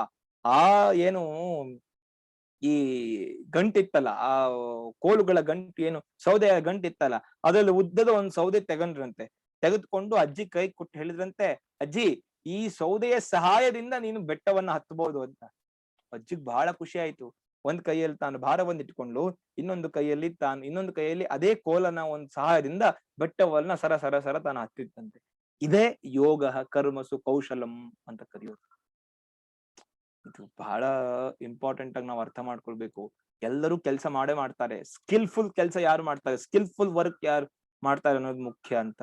ಮಾರ್ಟಿನ್ ಲೂಥರ್ ಕಿಂಗ್ ಹೇಳ್ತಾನೆ, if it is in your destiny to sweep the floor, take the broom in your hand and sweep the floor thinking as if you are Michelangelo ಅಂತ, assuming yourself to be Picasso ಅಂತ ಹೇಳ್ತಾನೆ. ಏನ್ beautiful ನೋಡಿ. ನಮಗೆ ಖುಷಿ ಆಗ್ಬೇಕು ಈ ಮಾತುಗಳನ್ನ ಕೇಳಿದಾಗ, ಆನಂದ ಆಗತ್ತೆ. ಯಾಕೆ ಗೊತ್ತಾ? ನಿಮ್ಮ ಒಂದು ಡೆಸ್ಟಿನಿಯಲ್ಲಿ, ನಿಮ್ಮ ಹಣೆ ಬರದಲ್ಲಿ ಕಸ ಗುಡಿಸೋದೇ ಬರೆದಿದ್ರೆ ಹೇಗೆ ಕಸ ಗುಡಿಸ್ಬೇಕು ನೀವು ಅಂತ, that is work, dignity of work ಅಂತ ಹೇಳ್ತೀವಿ. ಹೇಗೆ ಕಸ ಗುಡಿಸ್ಬೇಕು ಅಂತ ಹೇಳಿದ್ರೆ, ಮೈಕಲ್ ಆಂಜೆಲೋ ತನ್ನ ಎಲ್ಲ ಸ್ಕಿಲ್ ಅನ್ನ, ಕೌಶಲ್ಯವನ್ನ ಹಾಕಿ ಹೇಗೆ ಒಂದು ಮೂರ್ತಿಯನ್ನ ಕೆತ್ತುತ್ತಿದ್ನೋ ಆ ರೀತಿ ನಿಮ್ಮಲ್ಲಿರೋ ಎಲ್ಲ ಕೌಶಲ್ಯವನ್ನ ಬಳಸಿ ಕಸ ಗುಡಿಸು ಅಂತ ಮಾರ್ಟಿನ್ ಲೂಥರ್ ಕಿಂಗ್ ಹೇಳ್ತಾರೆ. ಈ ಪಾಠವನ್ನ ಕೃಷ್ಣ 6-5 ಸಾವಿರ ವರ್ಷಗಳ ಹಿಂದೆ ಕೊಟ್ಟಿದ್ದ. ಯಾರಿದ್ದಾರೆ ತೆಗೆದು ಓದಿ ನೋಡೋಕೆ ಅಲ್ವಾ? ಎಷ್ಟು ಅದ್ಭುತ ನಮ್ಗೆ ಜೀವನದ ಪಾಠ ಅನ್ನಿಸ್ಲಿಲ್ಲ? ಬಹಳ ಮುಖ್ಯ. ನಾವು ಯೋಗ ಕರ್ಮಸು ಕೌಶಲಂ ಅದಕ್ಕೆ ಬಹಳ ದೊಡ್ಡ, ಅದಕ್ಕೆ ಹೇಳುದು ಇದನ್ನೆಲ್ಲ ನಾವು ಎಜುಕೇಶನ್ಗೆ. ಮತ್ತೆ ಇನ್ನೊಂದು ನೋಡಿ, ಈ ಹಾಗಾದ್ರೆ ನಾವು ಕರ್ಮದ ಫಲದ ಮೇಲೆ ಆಸೆ ಬಿಟ್ಬಿಟ್ರೆ ನಮ್ಮ ಏನು ಕರ್ಮ ಇದೆಯಲ್ಲ ಅದು ಏನಾದ್ರೂ ಅದರದ್ದು ಕ್ವಾಲಿಟಿ ಕಡಿಮೆ ಆಗತ್ತಾ ಅಂತ ನಮಗ್ ಡೌಟ್ ಇರುತ್ತೆ ಯಾವಾಗ್ಲೂ. ಒಂದು ಬ್ಯೂಟಿಫುಲ್ ಎಕ್ಸಾಂಪಲ್ ಕೊಡ್ತಾರೆ. ಒಬ್ಬ ಸರ್ಜನ್ ಇರ್ತಾನೆ, ಡಾಕ್ಟರ್. ಅವನು ಒಬ್ಬ ಪೇಷಂಟ್ಗೆ ಅವನು ಸರ್ಜರಿ ಮಾಡ್ತಾ ಇರ್ತಾನೆ ಅಂತ ತಿಳ್ಕೊಳ್ಳಿ. ಸರ್ಜರಿ ಮಾಡ್ಬೇಕಾದ್ರೆ ಅವನು ಪೇಷಂಟ್ ನ ಉಳಿಸ್ಬೇಕು ಅಂತಾನೆ ಸರ್ಜರಿ ಮಾಡ್ತಾನೆ. ಆದ್ರೆ ಅವನಿಗೆ ಪೇಷಂಟ್ ಅಕಸ್ಮಾತ್ ಅವನು ಸರ್ಜರಿ ಮಾಡ್ಬೇಕಾದ್ರೆ ಏನೋ ಮಿಸ್ಟೇಕ್ ನಿಂದ ಸತ್ತೋದ್ರೆ ಡಾಕ್ಟರ್ ಸರ್ಜನ್ ಅನ್ನ ಕೊಲೆಗಡಕ ಅನ್ನೋದಿಲ್ಲ. ಹೌದಾ ಅಲ್ವಾ? ಯಾಕಂದ್ರೆ ಇವನು ಪ್ರಯತ್ನ ಪಡ್ತಾ ಇದ್ದ, ಫಲದ ಬಗ್ಗೆ ಚಿಂತೆ ಇಲ್ಲ ಅವನಿಗೆ. ಇವನು ಉಳಿಸ್ಬಾರ್ದು ಅದಲ್ಲ. ನಾನು ಇಲ್ಲಿರೋ ಒಂದು ಸಮಸ್ಯೆ ಇದೆ, ಆ ಸಮಸ್ಯೆಯನ್ನ ಸರಿ ಮಾಡ್ಬೇಕು. ಆ ನಿಟ್ಟಿನಲ್ಲೇ ಪೇಷಂಟ್ ನೋಡ್ತಾನೆ, ಆ ನಿಟ್ಟಿನಲ್ಲೇ ತನ್ನ ಕಾರ್ಯವನ್ನು ನಿರ್ವಹಿಸ್ತಾನೆ. ಫಲದ ಬಗ್ಗೆ ಅವನ ಚಿಂತೆ ಇಲ್ಲ. ಪೇಷಂಟ್ ಸಾಯ್ತಾನೋ ಬದುಕ್ತಾನೋ ಗೊತ್ತಿಲ್ಲ. ಆದ್ರೆ ಅದಕ್ಕೆ ಹೇಳೋದು, ಯಾಕೆ ಆಪರೇಷನ್ ಮಧ್ಯೆ ಅಕಸ್ಮಾತ್ ಪೇಷಂಟ್ ತೀರ್ಕೊಂಡ್ರು ಸರ್ಜನ್ ಅನ್ನ ಕೊಲೆಗಡಕ ಅಂತ ಯಾಕೆ ಹೇಳೋದಿಲ್ಲ ಅಂತ ಹೇಳಿದ್ರೆ, ಸರ್ಜನ್ ತಾನು ಫಲಾಫಲಗಳ ಬಗ್ಗೆ ಯೋಚನೆ ಮಾಡದೆ ತನ್ನ ಕೌಶಲ್ಯದಿಂದ, ತನ್ನ ಹತ್ರ ಎಷ್ಟು ಸ್ಕಿಲ್ ಇರುತ್ತೋ ಅದನ್ನ ಉಪಯೋಗ ಮಾಡ್ಕೊಂಡು ತಾನು ಕರ್ಮವನ್ನ ಮಾಡ್ದ. ಅದಕ್ಕೆ ಮಧ್ಯ ಸತ್ರು ಅವನಿಗೆ ಕ್ರೆಡಿಟ್ ಹೋಗಲ್ಲ, ಬದುಕಿದ್ರೆ ಸ್ವಲ್ಪ ಕ್ರೆಡಿಟ್ ಹೋಗ್ಬೋದೇನೋ. ಅದು ಬಹಳ ಮುಖ್ಯ. ಅದೇ ಸರ್ಜನ್ ತನ್ನ ಮಗನಿಗೆ ಆಪರೇಷನ್ ಮಾಡ್ಬೇಕಾದ್ರೆ ಅವನು ಎಷ್ಟು ವಿಚಾರ ಮಾಡ್ತಾನೆ, ನೀವು ಸ್ವಲ್ಪ ಅದ್ರ ಬಗ್ಗೆ ಥಿಂಕ್ ಮಾಡ್ಬೇಕು. ಅದೇ ಸರ್ಜನ್ ಸಾವಿರಾರು ಆಪರೇಷನ್ ಗಳನ್ನ ಮಾಡಿರ್ತಾನೆ. ತನ್ನ ಮಗನ ಆಪರೇಷನ್ ಮಾಡ್ಬೇಕಾದ್ರೆ ಅವನ್ ಕೈ ನಡೆದತ್ತೆ. ಯಾಕೆ ಗೊತ್ತಾ? ಅಲ್ಲಿ ಅಟ್ಯಾಚ್ಮೆಂಟ್ ಇದೆ. ಯಾವಾಗ ಕೃಷ್ಣ ಮತ್ತೆ ಮತ್ತೆ ಮತ್ತೆ ಮತ್ತೆ ಅಟ್ಯಾಚ್ಮೆಂಟ್ ಬಗ್ಗೆ ಯಾಕೆ ಹೇಳ್ತಾನೆ ಅಂದ್ರೆ ಇದಕ್ಕೆ. ನೀವು ನೋಡಿ ಎಷ್ಟು ಬ್ಯೂಟಿಫುಲ್ ಎಕ್ಸಾಂಪಲ್ಸ್ ನಾವು ಡೈಲಿ ಲೈಫ್ ಅಲ್ಲಿ ನೋಡ್ಬೋದು. ಅದೇ ಸರ್ಜನ್ ಸಾವಿರಾರು ಹಾರ್ಟ್ ಸರ್ಜರಿಗಳನ್ನ ಮಾಡಿರ್ತಾನೆ. ಅದೇ ಸರ್ಜನ್ ತನ್ನ ಮಗನ ಹಾರ್ಟ್ ಸರ್ಜರಿ ಮಾಡ್ಬೇಕಂದ್ರೆ ಅವನ್ ಕೈ ನಡಿಗೆ ಪ್ರಾರಂಭ ಆಗುತ್ತೆ, ಅವನ್ ಸ್ಕಿಲ್ ಎಲ್ಲ ಹೊರಟೋಗುತ್ತೆ. ಯಾಕೆ? ಬುದ್ಧಿ ನಷ್ಟ ಆಗತ್ತೆ, ತನ್ನ ಕೌಶಲ್ಯವನ್ನೇ ಮರ್ತೋಗ್ತಾನೆ. ಯಾಕೆ? ಅಲ್ಲಿ ಅಟ್ಯಾಚ್ಮೆಂಟ್ ಇದೆ. ನನ್ನ ಮಗ ಅನ್ನೋ ಅಟ್ಯಾಚ್ಮೆಂಟ್ ಇದೆ. ಅದಕ್ಕೆ ಅವನು ತಾನು ಸರ್ಜನ್ ಅನ್ನೋದು ಮರೆತು ತಾನು ತಂದೆಯ ರೀತಿ ಯೋಚನೆ ಮಾಡ್ತಾನೆ. ಅಲ್ಲಿ ಕರ್ಮದ ಕೌಶಲ್ಯ ನಾಶವಾಗತ್ತೆ, ಬುದ್ಧಿ ನಾಶವಾಗತ್ತೆ, ಎಲ್ಲ ನಾಶವಾಗತ್ತೆ. ಅದಕ್ಕೆ ಕೃಷ್ಣ ಹೇಳ್ತಿರೋದು ಕರ್ಮದ ಫಲದ ಮೇಲೆ ಆಸೆ ಇಟ್ಕೊಳ್ಬೇಡ. ಸಂಗಂ ತ್ಯಕ್ವಾ ಧನಂಜಯ, ಅಟ್ಯಾಚ್ಮೆಂಟ್ ಬಿಟ್ಬಿಡು. ಎಷ್ಟು ಬ್ಯೂಟಿಫುಲ್. ಹೌದು, ಇದೆಲ್ಲ ಕೇಳ್ಲಿಕ್ ಚೆನ್ನಾಗಿದೆ. ನಾನೇನು ನಾಳೆನೆ ಇಂಪ್ಲಿಮೆಂಟ್ ಮಾಡೋಕ್ ಸುಲಭ ಅಂತ ಹೇಳ್ತಿಲ್ಲ. ಕೇಳ್ಲಿಕ್ ಚೆನ್ನಾಗಿದೆ. ಇಂಪ್ಲಿಮೆಂಟ್ ಮಾಡುವಂತ ಪ್ರಯತ್ನ ಮಾಡ್ಬೇಕು. ಸುಮ್ನೆ ಕೃಷ್ಣ ಇಲ್ಲಿ ಸಂಗಮ್ ತ್ಯಕ್ವಾ ಧನಂಜಯ ಅಂತ ಹೇಳಿ ಸುಮ್ನೆ ಇರ್ಲಿಲ್ಲ. ಅದನ್ನ ಇಂಪ್ಲಿಮೆಂಟ್ ಮಾಡೋದಕ್ಕೆ ದಾರಿಯನ್ನು ಹೇಳ್ಕೊಡೋದಕ್ಕೆ ಕೃಷ್ಣನ್ ಏನಂತಾರ ಒಂದು ವಂಡರ್ಫುಲ್ ಥಿಯರಿ ಅಂತ ಹೇಳ್ತೀವಿ. ಕೃಷ್ಣ ಬರೀ ಈ ತರ ಇರ್ಬೇಕು ಅಂತ ಹೇಳಿಲ್ಲ, ಆತರ ಹೇಗಿರ್ಬೇಕು ಅಂತ ಹೇಳ್ಕೊಟ್ಟ. ಆಮೇಲೆ ತಾನೇ ತನ್ನ ಜೀವನದಲ್ಲಿ ಹೇಗಿರ್ಬೇಕು ಅಂತ ನಡೆದು ತೋರಿಸ್ದ. ಇದು wonderful thing in Krishna's life ಅಂತ. ಅದಕ್ಕೆ ಕೃಷ್ಣನಂತಹ ವ್ಯಕ್ತಿ ನಭೂತೋ ನ ಭವಿಷ್ಯತಿ. ನೀವ್ ಏನ್ ಬೇಕಾದ್ರೂ ಯಾರ್ಗ್ ಬೇಕಾದ್ರೂ ಹೇಳ್ಬೋದು. ಹಿಂದೆ ನೀವೊಂದು ಲಿಟ್ರೇಚರ್, ಒಂದು ಫಿಕ್ಷನ್ ಕ್ಯಾರೆಕ್ಟರ್ ಅಂತ ಅನ್ಕೊಂಡ್ರು ಕೂಡ ಹಿಂದೆ ಯಾವ ಲಿಟ್ರೇಚರ್ ಅಲ್ಲೂ ಅದೊಂದು ಫಿಕ್ಷನ್ ಆತರ ಒಂದು ಕ್ಯಾರೆಕ್ಟರ್ ಇರಲಿಲ್ಲ. ಮುಂದೆ ಯಾವ ಬರುವಂತ ಲಿಟ್ರೇಚರಿಗೂ ಆ ಕ್ಯಾರೆಕ್ಟರ್ ಕೃಷ್ಣನಂತ ಕ್ಯಾರೆಕ್ಟರ್ ಅನ್ನು ತರೋದಕ್ಕೆ ಸಾಧ್ಯನೇ ಇಲ್ಲ ಅಂತ ನನ್ನ ಭಾವನೆ. ಅಷ್ಟು ಅದ್ಭುತವಾದ ವ್ಯಕ್ತಿತ್ವ ಕೃಷ್ಣನದ್ದು. ಕೃಷ್ಣನ ಅರ್ಥ ಮಾಡ್ಕೊಳ್ಬೇಕು ನಾವು. ಈಗ ನಾವು ಸ್ಥಿತಪ್ರಜ್ಞರ ಲಕ್ಷಣಕ್ಕೆ ಬರೋಣ. ಈಗ ಯಾರು ನಮ್ಮ ಅರ್ಜುನನ್ಗೆ ಏನಾಗ್ತಿದೆ, ಸ್ವಲ್ಪ ಎಲ್ಲೋ ಎಕ್ಸೆಪ್ಟೆನ್ಸ್ ಬರ್ತಾ ಇದೆ. ಹೌದು, ಕೃಷ್ಣ ಹೇಳಿದ್ ಸರಿ, ಸಂಗಮ್ ತ್ಯಕ್ವಾ ಧನಂಜಯ, ಇದೆಲ್ಲ ಸರಿ, ಸಂಘವನ್ನ ತ್ಯಜಿಸ್ಬೇಕು, ಕರ್ಮ ಫಲ ಆಸೆಯನ್ನ ಬಿಡ್ಬೇಕು. ಇವಾಗ ಅವನಿಗೆ ಡೌಟ್ ಬರುತ್ತೆ. ಏನ್ ಡೌಟ್ ಬರುತ್ತೆ? ಕೇಳ್ತಾನೆ, ಅಲ್ಲಪ್ಪ ನೀನ್ ಕರ್ಮ ಫಲ ಬಿಡ್ಬೇಕು ಎಲ್ಲ ಹೇಳ್ತೀಯಲ್ವಾ, ಹಾಗಾದ್ರೆ ಈ ಕರ್ಮ ಫಲ ಬಿಟ್ಟಂತಹ ಮನುಷ್ಯರು ಎಲ್ಲವನ್ನು ಸಿದ್ಧೋ ಸಮೋಭೂತ್ವ ಅಂತ ಹೇಳ್ತಾನಲ್ಲ, ಇದೆಲ್ಲ ಹೇಳ್ದಲ್ಲ, ಈ ರೀತಿ ಮನುಷ್ಯರು ಹೇಗಿರ್ತಾರೆ? ಸ್ಥಿತಪ್ರಜ್ಞಸ್ಯ ಕಾ ಭಾಷಾ. ಎಷ್ಟು ಬ್ಯೂಟಿಫುಲ್ ಕೃಷ್ಣ ಅರ್ಜುನ ಕೇಳೋ ಪ್ರಶ್ನೆ, ನಮ್ಗೆಲ್ಲ ಪ್ರಶ್ನೆ ಆಗಿದೆ. ಸ್ಥಿತಪ್ರಜ್ಞಸ್ಯ ಕಾ ಭಾಷಾ ಸಮಾಧಿಸ್ತಸ್ಯ ಕೇಶವ ಸ್ಥಿತದಿ ಕಿಂ ಪ್ರಭಾಷೇತ ಕಿಮಾಸೀತ ವ್ರಜೇತ ಕಿಂ. ಏನ್ ಅದ್ಭುತವಾಗಿ ಕೃಷ್ಣ ಅರ್ಜುನ ಕೇಳ್ತಾನಂದ್ರೆ, ಓ ಕೃಷ್ಣ, ನೀನು ಸ್ಥಿತಪ್ರಜ್ಞೆ ಅಂತ ಇಷ್ಟೊತ್ತು ಹೇಳ್ತಿದ್ದಲ್ಲ, ಎಲ್ಲನೂ ಒಂದೇ ತರ ನೋಡ್ಬೇಕು ಅಂತ, ಅಂಥವನ ಲಕ್ಷಣಗಳೇನು? ಅವನು ಹೇಗಿರ್ತಾನ ನೋಡೋದಿಕ್ಕೆ? ಅವನು ಹೇಗೆ ಮಾತಾಡುತ್ತಾನೆ? ಕಿಂ ಪ್ರಭಾಷೇತ, ಹೇಗೆ ಕುಳಿತುಕೊಳ್ತಾನೆ? ಕಿಂ ಆಸೀತ, ಇದೇನಪ್ಪ ಅವನು ಹೇಗೆ ಕೂತ್ಕೊಳ್ತಾನೆ, ಹೇಗೆ ಮಾತಾಡ್ತಾನೆ, ಹೇಗೆ ಆಮೇಲೆ ವ್ರಜೇತ ಕಿಂ, ಹೇಗೆ ನಡೆದುಕೊಳ್ತಾನೆ, ಇದೆಲ್ಲ ತಿಳ್ಕೊಂಡ್ರೆ ನಮ್ಗೆ ಅವನಿಂದ ಏನು ಉಪಯೋಗ ಅಂತ. ಅವ್ನ್ ಕೂತ್ಕೊಳ್ಳೋದು ಹೆಂಗೆ, ನಡ್ಕೊಳ್ಳೋದು ಹೆಂಗೆ, ತಿನ್ನೋದ್ ಹೆಂಗೆ, ನೋಡೋದ್ ಹೆಂಗೆ, ಇದನ್ನ ತಿಳ್ಕೊಂಡು ನಮ್ಗೇನ್ ಉಪಯೋಗ ಅಂತ ಕೇಳೋದಲ್ಲ. ಅದ್ರಲ್ಲಿ ಬಹಳ ಹಿಂದಿನ ತತ್ವ ಇದೆ. ನೋಡಿ ಇದೆಷ್ಟು ಅದ್ಭುತ ಅಂತ ಹೇಳಿದ್ರೆ, ಹೇಗೆ ಮಾತನಾಡುತ್ತಾನೆ ಅಂದ್ರೆ ಅವನು ವ್ಯವಹಾರ ಹೇಗಿದೆ ಜಗತ್ನಲ್ಲಿ ಅಂತ, ಆಮೇಲೆ ಹೇಗೆ ಕುಳಿತುಕೊಳ್ಳುತ್ತಾನೆ ಮತ್ತು ಹೇಗೆ ನಡೆದುಕೊಳ್ಳುತ್ತಾನೆ ಅಂತ ಹೇಳಿದ್ರೆ ಅವನು ರಿಯಾಕ್ಷನ್ಸ್, ಜಗತ್ತಿನ ಎಲ್ಲ ಕಷ್ಟಗಳನ್ನು ಸುಖಗಳನ್ನು ನೋಡಿ ಅವನ ರಿಯಾಕ್ಷನ್ಸ್ ಹೇಗಿದೆ ಅಂತ. ಅದಕ್ಕೆ ಹೇಳ, ಸಂಸ್ಕೃತದಲ್ಲಿ ಒಂದು ಪದಕ್ಕೆ 100 ಅರ್ಥಗಳಿರುತ್ತೆ, 1000 ಅರ್ಥಗಳಿರುತ್ತೆ. ಆ ಅರ್ಥವನ್ನ ನಾವು ಹೇಗೆ ತಗೊಳ್ತೀವಿ ಅನ್ನೋದು ಮುಖ್ಯ. ಈಗ ಅರ್ಜುನ ಕೇಳ್ತಿದ್ದಾನೆ, ಓ ಕೃಷ್ಣ, ಸ್ಥಿತಪ್ರಜ್ಞೆ ಅಂತ ನೀನ್ ಹೇಳಿದ್ಯಲ್ಲ, ಅವನ ನಡವಳಿಕೆ ಹೇಗಿರತ್ತೆ? ಇದ್ರಲ್ಲಿ ಬಹಳ ಮುಖ್ಯವಾಗಿ ನಾವು ಸಮಾಧಿಸ್ತಸ್ಯ ಕೇಶವ, ಅವನು ಸಮಾಧಿಯಲ್ಲಿ ಇದ್ದಾಗ ನಾವು ತುಂಬಾ ಡೀಪ್ ಸ್ಪಿರಿಚುವಲ್ ಆಗಿ ಹೋಗೋದ್ ಬೇಡ, ಅದು ಬಹಳ ಅದ್ಭುತವಾಗಿದೆ. ಅದು ಇಂಟ್ರೆಸ್ಟ್ ಇದ್ದವರಿಗೆ ಬಹಳ ಒಂಥರ ರಸದೌತಣ ಯುಕ್ತವಾಗಿದೆ ಈ ಶ್ಲೋಕಗಳು. ಅವನು ಸಮಾಧಿಯಲ್ಲಿ ಹೇಗಿರ್ತಾನೆ, ಅವನು ಏನಂತಾರೆ ವ್ಯುತ್ಥಾನ ಸ್ಥಿತಿಯಲ್ಲಿ ಹೇಗಿರ್ತಾನೆ, ಅದೆಲ್ಲ ಡೀಟೇಲ್ ಆಗಿ ಎಕ್ಸ್ಪ್ಲೇನ್ ಮಾಡ್ತಾರೆ. ಆದ್ರೆ ನಮ್ಗೆ ಇವತ್ತಿನ ಜೀವನಕ್ಕೆ ರಿಲೆವೆನ್ಸ್ ಏನು ಅದನ್ನ ಇದರಿಂದ ತಗೊಳ್ಳೋಣ. ಕೃಷ್ಣ ಕೊಡುವಂತ ಉತ್ತರ, ಸಮಾಧಿಸ್ತಸ್ಯ ಕೇಶವ ಸ್ಥಿತದಿ ಕಿಂ ಪ್ರಭಾಷೇತ ಕಿಮಾಸೀತ ವ್ರಜೇತ ಕಿಂ ಅಂತ ಕೇಳಿದ್ಮೇಲೆ ಕೃಷ್ಣ ಕೊಡುವಂತ ಉತ್ತರ, ಸ್ಥಿತಪ್ರಜ್ಞೆ ಅನ್ನೋನು ಹೇಗಿರ್ತಾನೆ, ಬಹಳ ಇಂಟ್ರೆಸ್ಟ್ ಇದೆ, ಇದು ಕೇಳ್ಬೇಕು ನೀವು. ಪ್ರಜಾಹಾತಿ ಯದಾ ಕಾಮಾನ್ ಸರ್ವಾನ್ ಪಾರ್ಥ ಮನೋಗತಾನ್ ಆತ್ಮನ್ಯೇವ ಆತ್ಮನಾ ತುಷ್ಟ ಸ್ಥಿತಪ್ರಜ್ಞ ತದೋಚ್ಯತೆ ಅಂತ ಕೃಷ್ಣ ಹೇಳ್ತಾನೆ. ನೋಡಿ, ಸಿಂಪಲ್. ಪಾರ್ಥ ಮನಸ್ಸಿನಲ್ಲಿರುವ ಕಾಮನೆಗಳನ್ನೆಲ್ಲ ಬಿಟ್ಟು ಯಾವಾಗ ಆತ್ಮನಿಂದಲೇ ಸಂತುಷ್ಟನಾಗಿರುವನೋ ಆಗ ಅವನಿಗೆ ಸ್ಥಿತಪ್ರಜ್ಞ ಎನಿಸುತ್ತಾನೆ, ಅವನು ಸ್ಥಿತಪ್ರಜ್ಞ ಎನಿಸುತ್ತಾನೆ ಅಂತ ಕೃಷ್ಣ ಹೇಳ್ತಿದ್ದಾನೆ. ಏನ್ ಚೆನ್ನಾಗಿದೆ ಗೊತ್ತಾ, ಇಲ್ಲಿ ಫಸ್ಟ್ ಕ್ಲಾಸ್ ಫಸ್ಟ್ ಸ್ಟೇಟ್ಮೆಂಟ್ ಕೊಡ್ತಾನೆ ಕೃಷ್ಣ. ಏನು?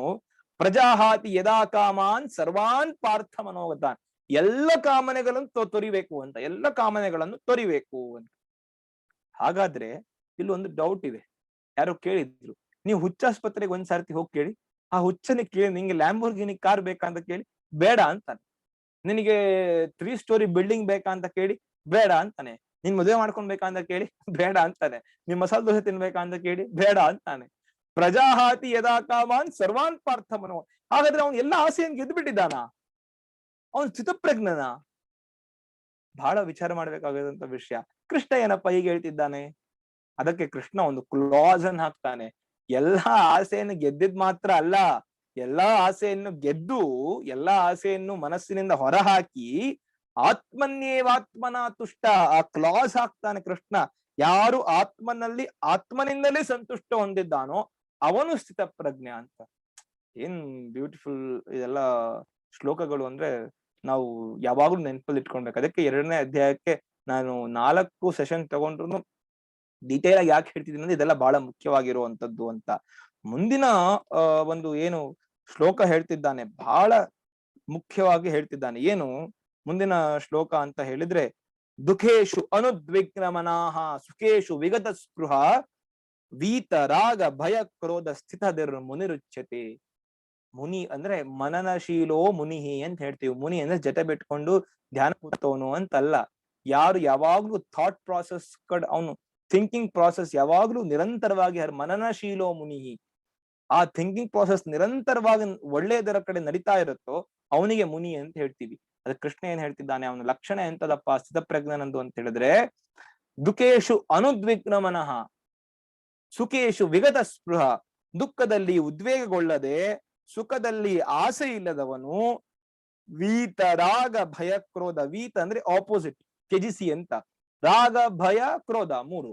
ಏನು ರಾಗ ಅಂದ್ರೆ ಅಟ್ಯಾಚ್ಮೆಂಟ್, ಭಯ ಅಂದ್ರೆ ಹೆದರಿಕೆ, ಕ್ರೋಧ ಅಂದ್ರೆ ಕೋಪ.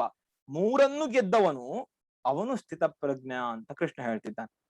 ಈಗ ನಾನು ನಿಮ್ಗೊಂದು ಎಕ್ಸಾಂಪಲ್ ಕೊಡ್ಬೇಕಂತ, ಹೇಗೆ ಇದು ದುಃಖೇಶು ಅನುದ್ವಿಗ್ನ ಮನಃ ಸುಖೇಶು ವಿಗತ ಸ್ಪೃಹ. ದುಃಖದಲ್ಲಿ ಉದ್ವಿಗ್ನಗೊಳ್ಳಬಾರದಂತೆ, ಸುಖದಲ್ಲಿ ಸುಖವಾಗಿರಬಾರ್ದಂತೆ, ಆಸೆ ಪಡಬಾರ್ದಂತೆ. ಹೇಗಿರೋಕ್ ಸಾಧ್ಯ? ಯಾರಾದ್ರೂ ಮನುಷ್ಯರಿಗೆ ಇದ್ದಾರಾ? ನೀವು ಪುರಾಣದ ಎಕ್ಸಾಂಪಲ್ ಎಲ್ಲ ಕೊಡ್ಬೇಡಿ, ಈಗ ಯಾರಾದ್ರೂ ಇದ್ದಾರಾ ಹೀಗೆ? ಈಗ ಯಾರಾದ್ರೂ ಇದ್ರೆ ನಮಗ್ ಸ್ವಲ್ಪ ಹೇಳಿ ಅನ್ನೋದಾದ್ರೆ ಬಹಳ ಜನ ಇದ್ದಾರೆ. ನೀವೆಲ್ಲ ಕೇಳಿರ್ಬೋದು, ಆರ್ಥರ್ ರಾಬರ್ಟ್ ಆಶ್ ಅಂತ. ಅವನು ಒಬ್ಬ ದೊಡ್ಡ tennis player. He was the first black to win Wimbledon. ಬಹಳ ಮುಖ್ಯವಾದದ್ದು. ಅವನು ತುಂಬಾ ದೊಡ್ಡ ಸಾಧನೆಯನ್ನ ಮಾಡಿದ್ದಾನೆ. ಅದೊಂದು ಬಹಳ ದೊಡ್ಡ ಕತೆ ಇದೆ, ಅದನ್ನ ಹೇಳೋದ್ ಬೇಡ. ಈ ರಾಬರ್ಟ್ ಆಶ್ಗೆ ಒಂದು ಕಾಯಿಲೆ ಬಂದ್ಬಿಡುತ್ತೆ. ಕಾಯಿಲೆ ಅದು ಮಾರಣಾಂತಿಕ ಕಾಯಿಲೆ. ಅದಕ್ಕೆ ಮದ್ದೇ ಇರೋದಿಲ್ಲ. ಇವತ್ತಿಗೂ ನೀವು ಹೋಗಿ ರಾಬರ್ಟ್ ಆಶ್ ಬಗ್ಗೆ ನೀವು ಓದಿದ್ರೆ ನಿಮಗೆ ಅದ್ರ ಬಗ್ಗೆ ಗೊತ್ತಾಗತ್ತೆ. ಅವನಿಗೆ ಕಾಯಿಲೆ ಬಂದ್ಬಿಡತ್ತೆ. ಬಹಳ ಜನ ನೊಂದ್ಕೊಳ್ತಾರೆ, ಬಹಳ ಜನ ಅಭಿಮಾನಿಗಳು ಇರ್ತಾರೆ ಅವನಿಗೆ. ಅವನಿಗೆ ಒಬ್ಬ ಅಭಿಮಾನಿ ಪತ್ರ ಬರೀತಾರೆ. ಪತ್ರ ಬರೆದು ಕೇಳ್ತಾನೆ, ಓ ರಾಬರ್ಟ್ ಆಶ್, ನೀನು ಭಗವಂತನಿಗೆ ಯಾಕೆ ಕೇಳೋದಿಲ್ಲ? ಇಂಥ ಮಾರಣಾಂತಿಕ ರೋಗವನ್ನ ನಿನಗೆ ಯಾಕೆ ಕೊಟ್ಟಿದ್ದಾನೆ ಭಗವಂತ? ನೀನು ಒಮ್ಮೆ ಭಗವಂತನಿಗೆ ಯಾಕೆ ಪ್ರಾರ್ಥನೆ ಮಾಡ್ಕೊಳ್ಳೋದಿಲ್ಲ? ಓ ಭಗವಂತ, ನನಗೆ ಯಾಕೆ ಈ ರೀತಿಯಾದ ಮಾರಣಾಂತಿಕ ರೋಗವನ್ನ ಕೊಟ್ಟಿದ್ಯಾ ಅಂತ ನೀನ್ ಯಾಕೆ ಪ್ರಾರ್ಥನೆ ಮಾಡ್ಕೊಳ್ಳೋದಿಲ್ಲ? ಇದನ್ನು ಹೋಗಲಾಡ್ಸಕ್ ನೀನ್ ಯಾಕೆ ದೇವರಲ್ಲಿ ಕೇಳ್ಕೊಳ್ಳೋದಿಲ್ಲ ಅಂತ ಕೇಳ್ತಾನಂತೆ. ಅದಕ್ಕೆ ರಾಬರ್ಟ್ ಆರ್ಥರ್ ಆಶ್ ಬರೆಯುವಂತ ಪತ್ರ ಏನ್ ಅದ್ಭುತ ಗೊತ್ತಾ? ರಾಬರ್ಟ್ ಆರ್ಥರ್ ಆಶ್ ಹೇಳ್ತಾನೆ, ನೋಡು ಮಗು, ಅವನು ತನ್ನ ಅಭಿಮಾನಿಗೆ ಹೇಳುವಂತ ಮಾತು, ಅವನು ಪತ್ರದಲ್ಲಿ ಬರೆಯುವಂತ ಮಾತು ಏನ್ ಹೇಳ್ತಾನೆ ಗೊತ್ತಾ? ನೋಡು, ಟೆನ್ನಿಸ್ ಪ್ಲೇಯರ್ಸ್ ಯಾರಿದ್ದಾರೆ, ನೀವೊಂದು ದೇಶದಲ್ಲಿ ತಗೊಂಡ್ರೆ ಲಕ್ಷಾಂತರ ಜನ ಟೆನ್ನಿಸ್ ಪ್ಲೇಯರ್ಸ್ ಇರ್ತಾರೆ. ಅದರಲ್ಲಿ ಸ್ಟೇಟ್ ಲೆವೆಲ್ ಅಲ್ಲಿ ಎಷ್ಟೋ 1000 ಜನ ಮಾತ್ರ ಬರ್ತಾರೆ. ಸ್ಟೇಟ್ ಲೆವೆಲ್ ಸೆಲೆಕ್ಟ್ ಆಗಿ ಡಿಸ್ಟ್ರಿಕ್ಟ್ ಲೆವೆಲ್, ತಾಲೂಕ್ ಲೆವೆಲ್ ಎಲ್ಲ ದಾಟಿ ಸ್ಟೇಟ್ ಲೆವೆಲ್ಗೆ ಬರ್ಬೇಕು. ಸ್ಟೇಟ್ ಲೆವೆಲ್ ದಾಟಿ ನ್ಯಾಷನಲ್ ಲೆವೆಲ್ಗೆ ಬರ್ಬೇಕು. ನ್ಯಾಷನಲ್ ಲೆವೆಲ್ ದಾಟಿ ಎಷ್ಟೊಂದು ಮತ್ತೆ ಇಂಟರ್ನ್ಯಾಷನಲ್ ಲೆವೆಲ್ಗೆ ಬರ್ಬೇಕು. ಎಷ್ಟೋ ಬೆರಳೆಣಿಕೆ ಅಷ್ಟು ಜನ ಬರ್ತಾರೆ. ಅದ್ರಲ್ಲೂ ವಿಂಬಲ್ಡನ್ನಿಗೆ ಬರ್ಬೇಕು ಅಂತ ಹೇಳಿದ್ರೆ, ಅದ್ರಲ್ಲೂ ವಿಂಬಲ್ಡನ್ನಿಗೆ ಬಂದು ಎಲ್ಲಾನು ಅವ್ನು ಪಾಸ್ ಮಾಡಿ ಕ್ವಾರ್ಟರ್ ಫೈನಲ್ಸ್ ಗೆ ಬರ್ಬೇಕು ಅಂತ ಹೇಳಿದ್ರೆ ಅದು 8 ಜನ. ಆಮೇಲೆ ಸೆಮಿಫೈನಲ್ಸ್ ನಲ್ಲಿ 4 ಜನ. ಆಮೇಲೆ ಫೈನಲ್ಸ್ ನಲ್ಲಿ 2 ಬರ್ತಾರೆ.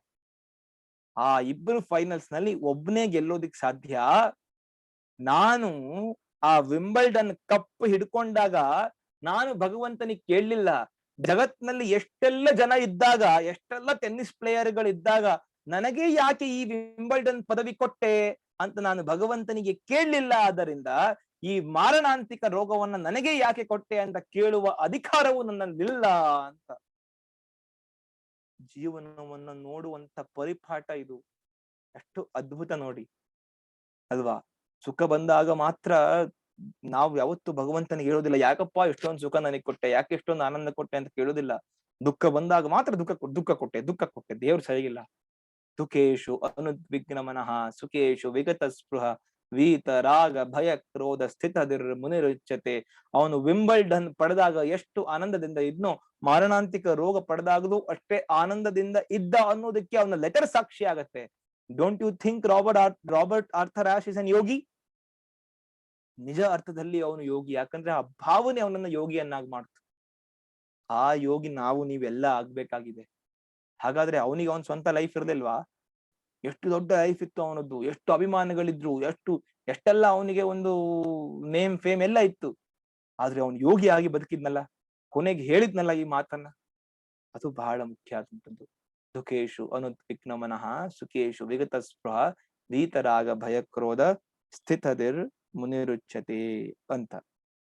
ಇದದ್ದು ತುಂಬಾ ಎಕ್ಸಾಂಪಲ್ಸ್ ನಾನು ಕೊಡ್ಬೋದು. ಬರೀ ಈ ಒಂದು ಶ್ಲೋಕಕ್ಕೆ ಬೇಕಾದ್ರೆ ಒಂದು ಕ್ಲಾಸ್ ಪೂರ್ತಿ ಮಾಡ್ಬೋದು, ಅಷ್ಟು ಎಕ್ಸಾಂಪಲ್ಸ್ ಇದೆ. ಆದ್ರೆ ನಮಗೆ ಸಮಯದ ಅಭಾವ ಇರೋದ್ರಿಂದ ನಾವು ಮುಂದೆ ಹೋಗೋಣ. ಮುಂದೆ 57ನೇ ಶ್ಲೋಕದಲ್ಲಿ ಕೃಷ್ಣ ಹೇಳ್ತಾನೆ, ಯ ಸರ್ವತ್ರ ನಭಿಸ್ನೇಹಾತ್ ಪ್ರಾಪ್ಯ ಶುಭಾಶುಭಂ ಅವನು ಹೇಳ್ತಾನೆ, ಯಸ್ ಸರ್ವತ್ರ ಅನಭಿಸ್ನೇಹಾತ್ ತತ್ತತ್ ಪ್ರಾಪ್ಯ ಶುಭಾಶುಭಂ ನಾಭಿನಂದತಿ ನದ್ವೇಷ್ಟಿ ತಸ್ಯ ಪ್ರಜ್ಞಾ ಪ್ರತಿಷ್ಠಿತ ಅಂತ. ಯಾರ ಬುದ್ಧಿ ಸ್ಥಿಮಿತದಲ್ಲಿ ಇರುತ್ತೆ ಅಂತ ಹೇಳಿದ್ರೆ ಕೃಷ್ಣ ಹೇಳ್ತಾನೆ, ಯಾರು ಯಾವುದರಲ್ಲಿಯೂ ಆಸಕ್ತಿ ಇಲ್ಲದೆ ಪ್ರಿಯ ಅಪ್ರಿಯ ವಿಷಯಗಳನ್ನು ಪಡೆದಾಗ ಸಂತೋಷಿಸುವುದೂ ಇಲ್ಲವೋ ದ್ವೇಷಿಸುವುದೂ ಇಲ್ಲವೋ ಅವನ ಪ್ರಜ್ಞೆ ಸ್ಥಿತವಾಗಿರುವುದು. ಮತ್ತೆ ನೀವು ಬೇಕಾದ್ರೆ ರಾಬರ್ಟ್ ಆರ್ಥರ್ ಆಶನ ಜೀವನವನ್ನ ಈ ಕ್ವಶನ್ಗೆ, ಈ ಒಂದು ಶ್ಲೋಕಕ್ಕೆ ಅಪ್ಲೈ ಮಾಡ್ಕೊಳ್ಬಹುದು.